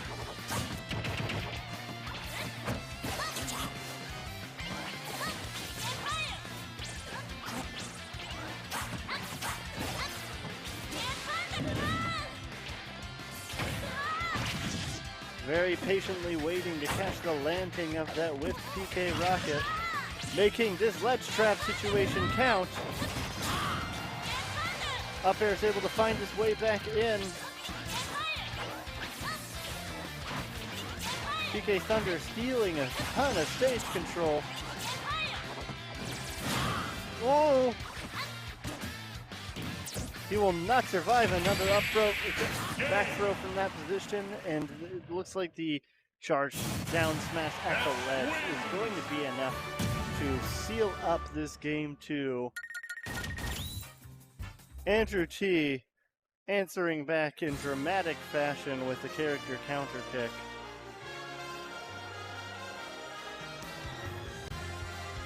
The question remains, what is Esteban's answer in this situation?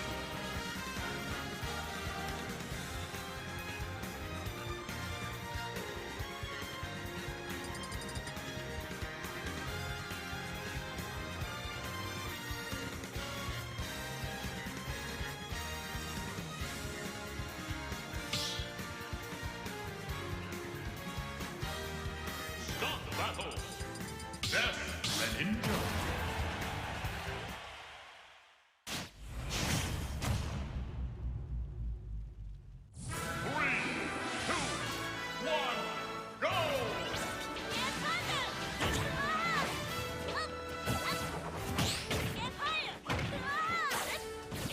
Very nice use of the back air there. Esteban's trying to determine the pace right out the gate.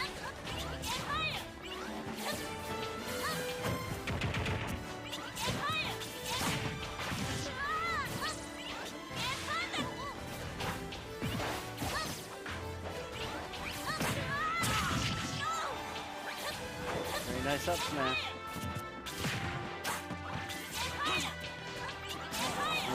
At a dangerous percentage. Letting himself get caught by the fully charged water shuriken. And just ends up getting pushed too low to be able to make that PK rocket back to stage. Esteban takes the first stock in dramatic fashion, and he's just seizing upon the momentum created. Excellent parry to get through the platform pressure Esteban is putting on. Oh no! Oh, that shield break was so nasty. that all but obliterated the momentum that Esteban had built up. He's going to have to start the train all over again. I wonder if he was even able to drop the shield at that point, because surely taking the attack would have been better than that shield break.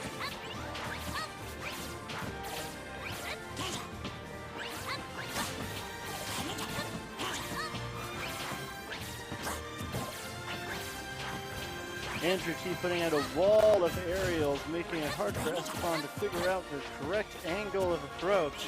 But he's not losing patience, he's picking his moment carefully, but he gets countered by that down air. Manages to get over top of the ledge trap situation with Hydro Pump. Live to fight neutral another day, gets called out by the back air as he approaches. This time, Andrew T is ready for the Hydro Pump over to the center of the stage. Gets him with the back throw and takes the stock lead. Esteban looks like he's ready to answer that back though. Excellent tech. And he get back into center stage, just barely. And he gets called out, sniped by the fully charged water shuriken all the way off the stage. Ladies and gentlemen, we have an even game right now.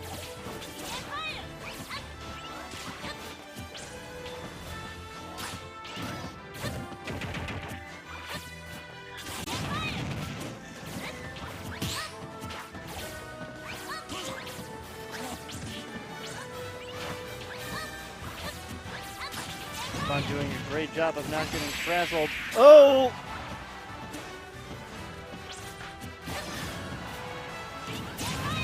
Oh! PK Fire calling out that back air, or back throw is definitely going to take it though. All right. We're going to a game for Andrew T up in the set. The next counter pick seems to have the sauce. How is Esteban going to get through it? Back to Pokemon Stadium 2. Stop battle.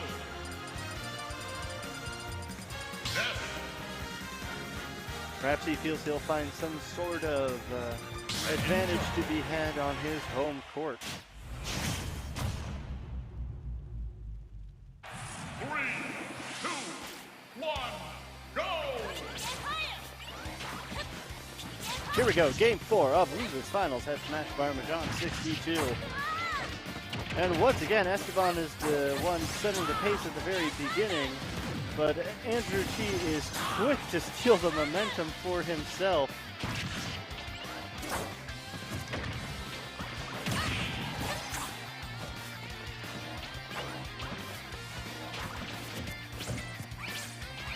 Andrew T is managing to mix up his aerial movement beautifully. Ooh, gets called by that perfectly spaced up smash though.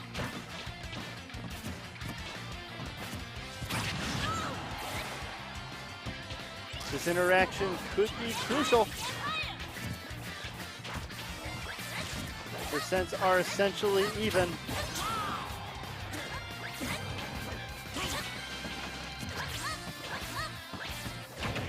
The momentum of this game 4 is at stake. Who will be the first to break through? And Esteban capitalize.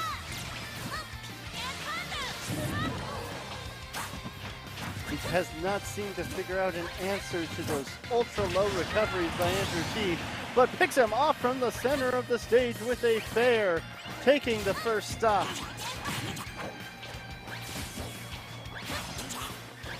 I've said it before, but I'll say it again. Every comeback has to start somewhere, and this is where it can start for Esteban. If he can build this momentum off of the stock lead, he can take this game 4.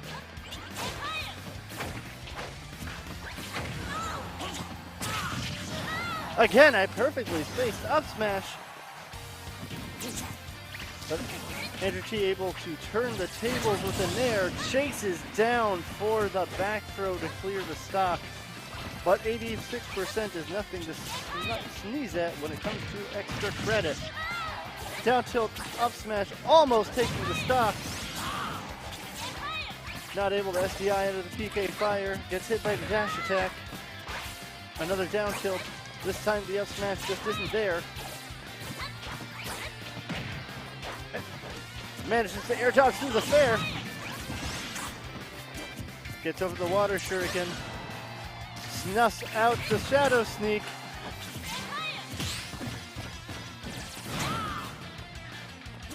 This time Esteban was ready for the back throw, but not for that up air. Andrew T just took the stock lead for the first time in Game 4. The pressure is on. This is do or die for Esteban.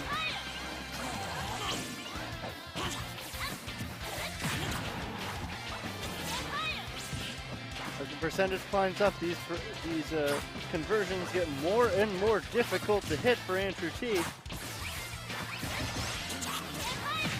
He's almost forced to pick him off in neutral with a raw hit.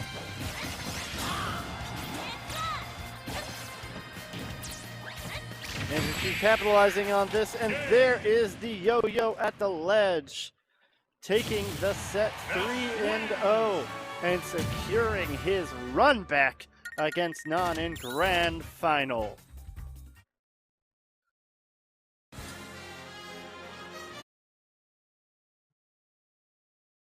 Before we get into Grand Finals, I actually have a special announcement. I hinted at a surprise far earlier in the stream, and I got confirmation recently. We're going to be doing a little surprise side event, and we're going to be streaming a quick single elimination Nick All-Stars Brawl bracket tonight, right after this set, so don't go anywhere if you want to see some hilarious Day 1 Nick All-Stars Brawl action. I have personally not played the game at all, so look forward to me not knowing what I'm talking about.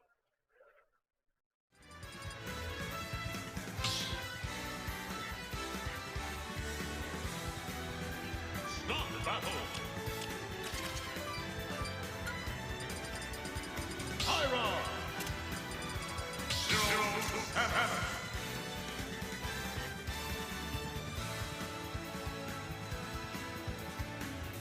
Wait. Do you need to change his tag? Joker.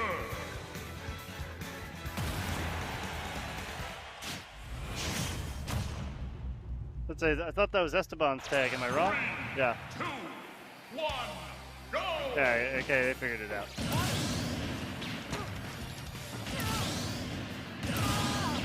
What's happening in this Game 1 is unprecedented! Now, we seem to have a mix-up.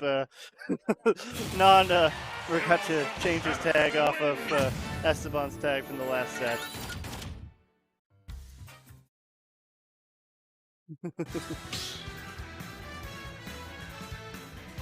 So we're just going to reselect the stage, Joker. fix that little issue, and get back into Game 1 proper. No more false starts. This is the beginning of the end. Game 1 of Grand Finals. Andrew T versus Non.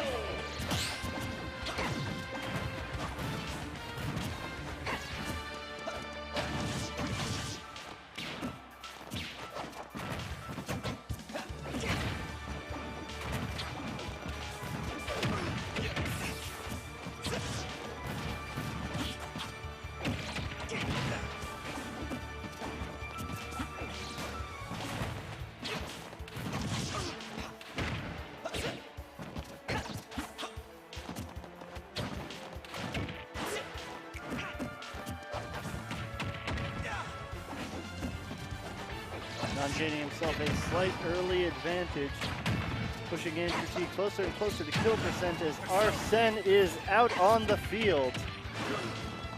Any one of many conversions could spell the end for Andrew T's first stock. But this man is fearless, ladies and gentlemen. He is swinging,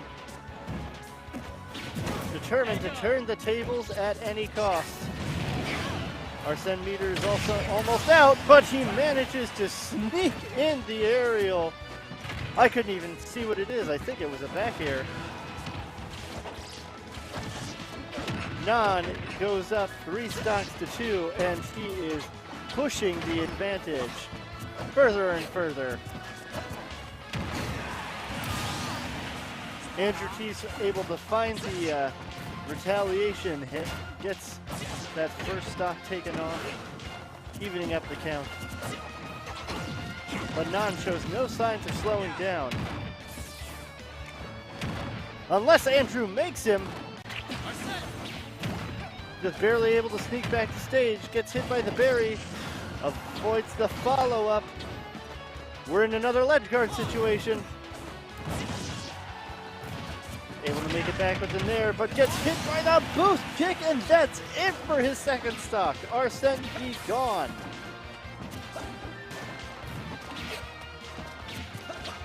Andrew T's been hoping for this moment, and he is looking to take this set.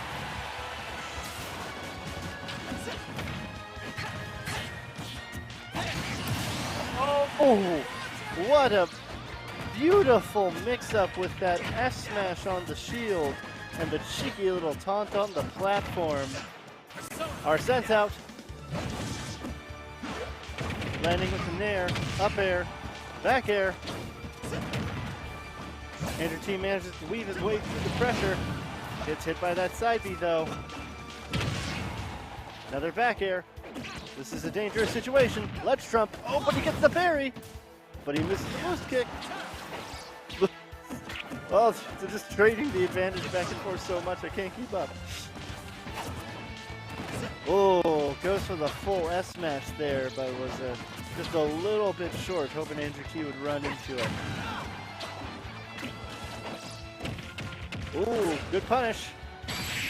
Oh, just sneaks that back air in there. No Arsene needed. Closes out game one in stylish fashion. Nan showing why he was sitting on the winner's side to begin with.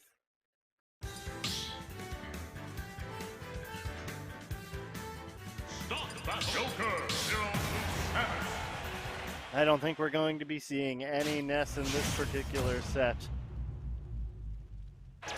Andrew T knows what he has to do. The question is, if he beats this Joker, is Nan going to go back to Pyrrha and Mithra, and will Andrew T be able to overcome it?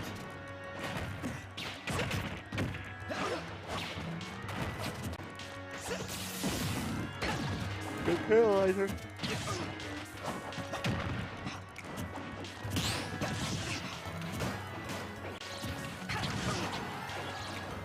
Arsene is almost on deck after this throw. Ooh, calls him out with the boost kick. Manages to stuff one side B, but not the second one. Another boost kick. Just burning time on Arsene. No time to get a cheeky last second KO before the meter runs out. And Andrew T steals the momentum for himself with that first KO. Can he capitalize on it?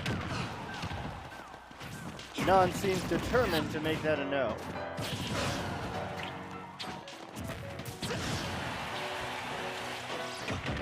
Mixing up with the down air to try to get back to ground faster, but Nan is on top of it. Seals up the stock with very minimal extra credit.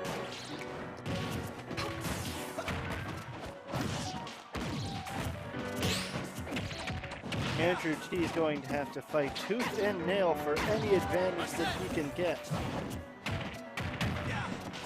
And he's going to have to be fearless in the face of Arsene.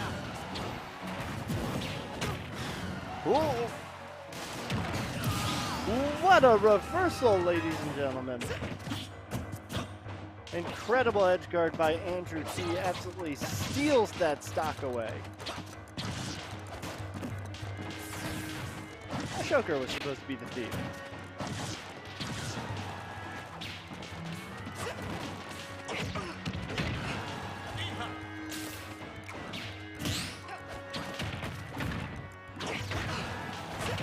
He having a little bit of trouble getting his feet on the ground and gets called out for that down air again. Nan seems really dialed into it.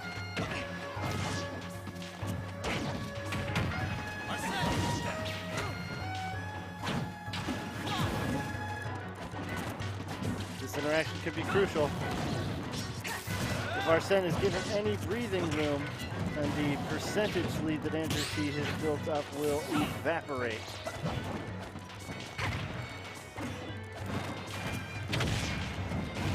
Back air, side B. Arsene is gone, but the percentage is more than evened up.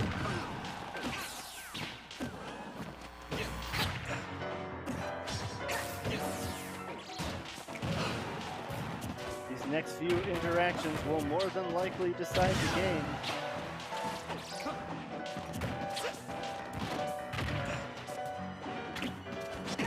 Is this it?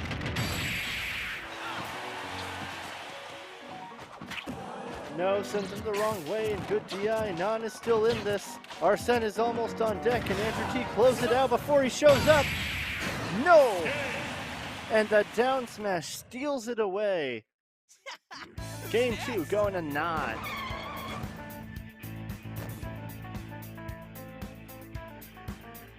Nice. Here we are. We're going into Game 3. Set point and tournament point for Nan. For Andrew T, it is now or never. On one hand, glory and riches. On the other hand, painful, agonizing death.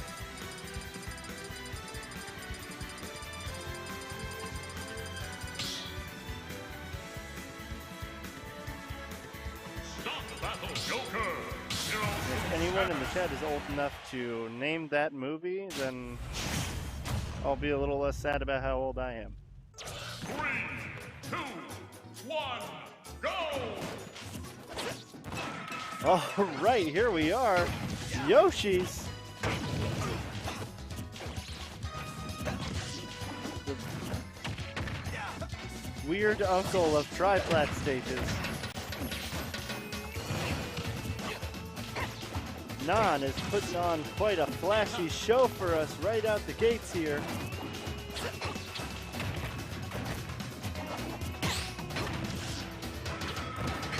Hey everybody, Guapaholic is online.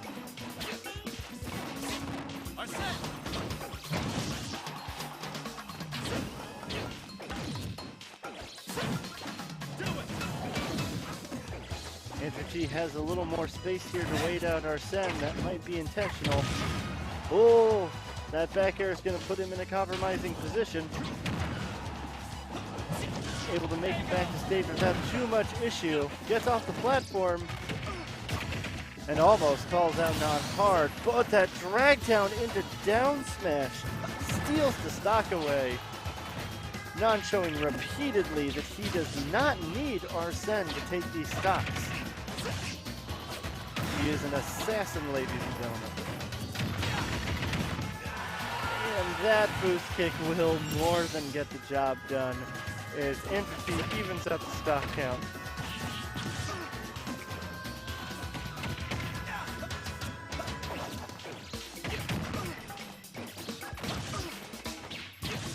Oh my gosh, what a great call out on the back air. Andrew T running out of resources and just doesn't have enough gas to get back to stage.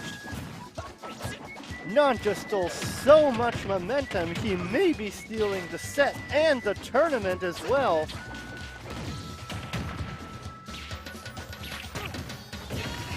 He's only at 37% and Arsene is almost on deck. Andrew T on his last stop. The situation could not be more dire.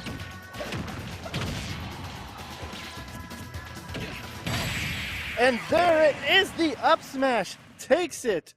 Nan wins Smash Parmesan 62 in a devastating 3-0 fashion.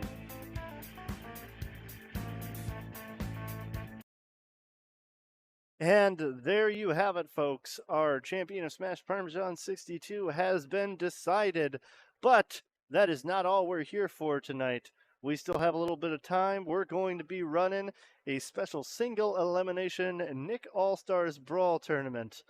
And that's sure to be a fun time. As I don't think anybody really knows what they're doing yet. It just came out today.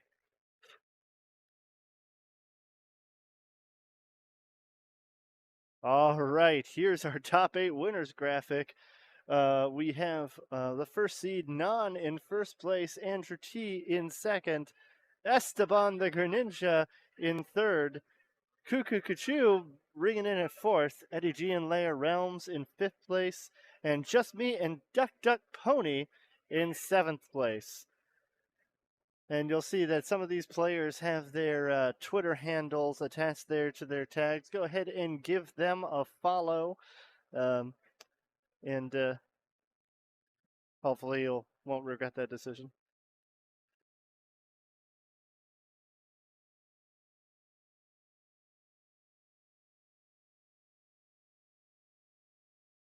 Get full screen. The run. All right.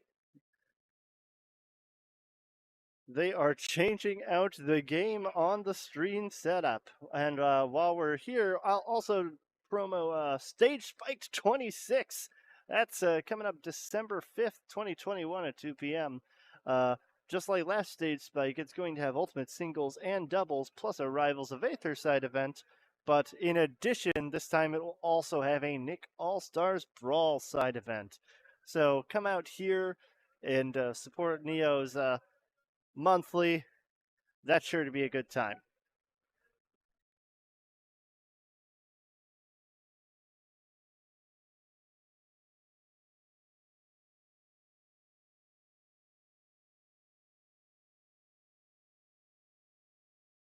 Coincidentally, why isn't there a monthly in November?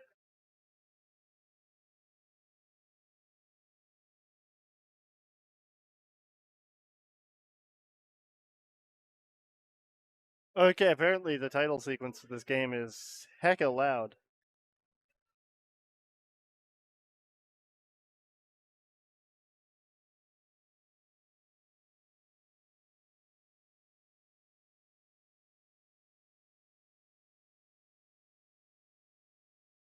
All right. Was having some controller issues, maybe. Oh, we're not streaming this? We're not streaming it? No. Oh. Sorry, guys, I lied. Turns out we're not going to be streaming this one. So I am going to... What? Yeah. Yeah, this is a special members only perk. You have to be here to see it. Otherwise, show up tomorrow night for Nick Fight Night. That's every Wednesday here at 1Life2Play. For casual or competitive Nick All-Stars Brawl. Starting at 6 p.m. Bracket starting at 8. Don't miss out on the brawl. Register at smash.gg/NickFightNight. All right. Ladies and gentlemen, thanks for coming out and supporting the stream. This has been Smash Parmesan 62 at 1Life2Play. I've been Tape Crusader. Be excellent to each other. Have a good night.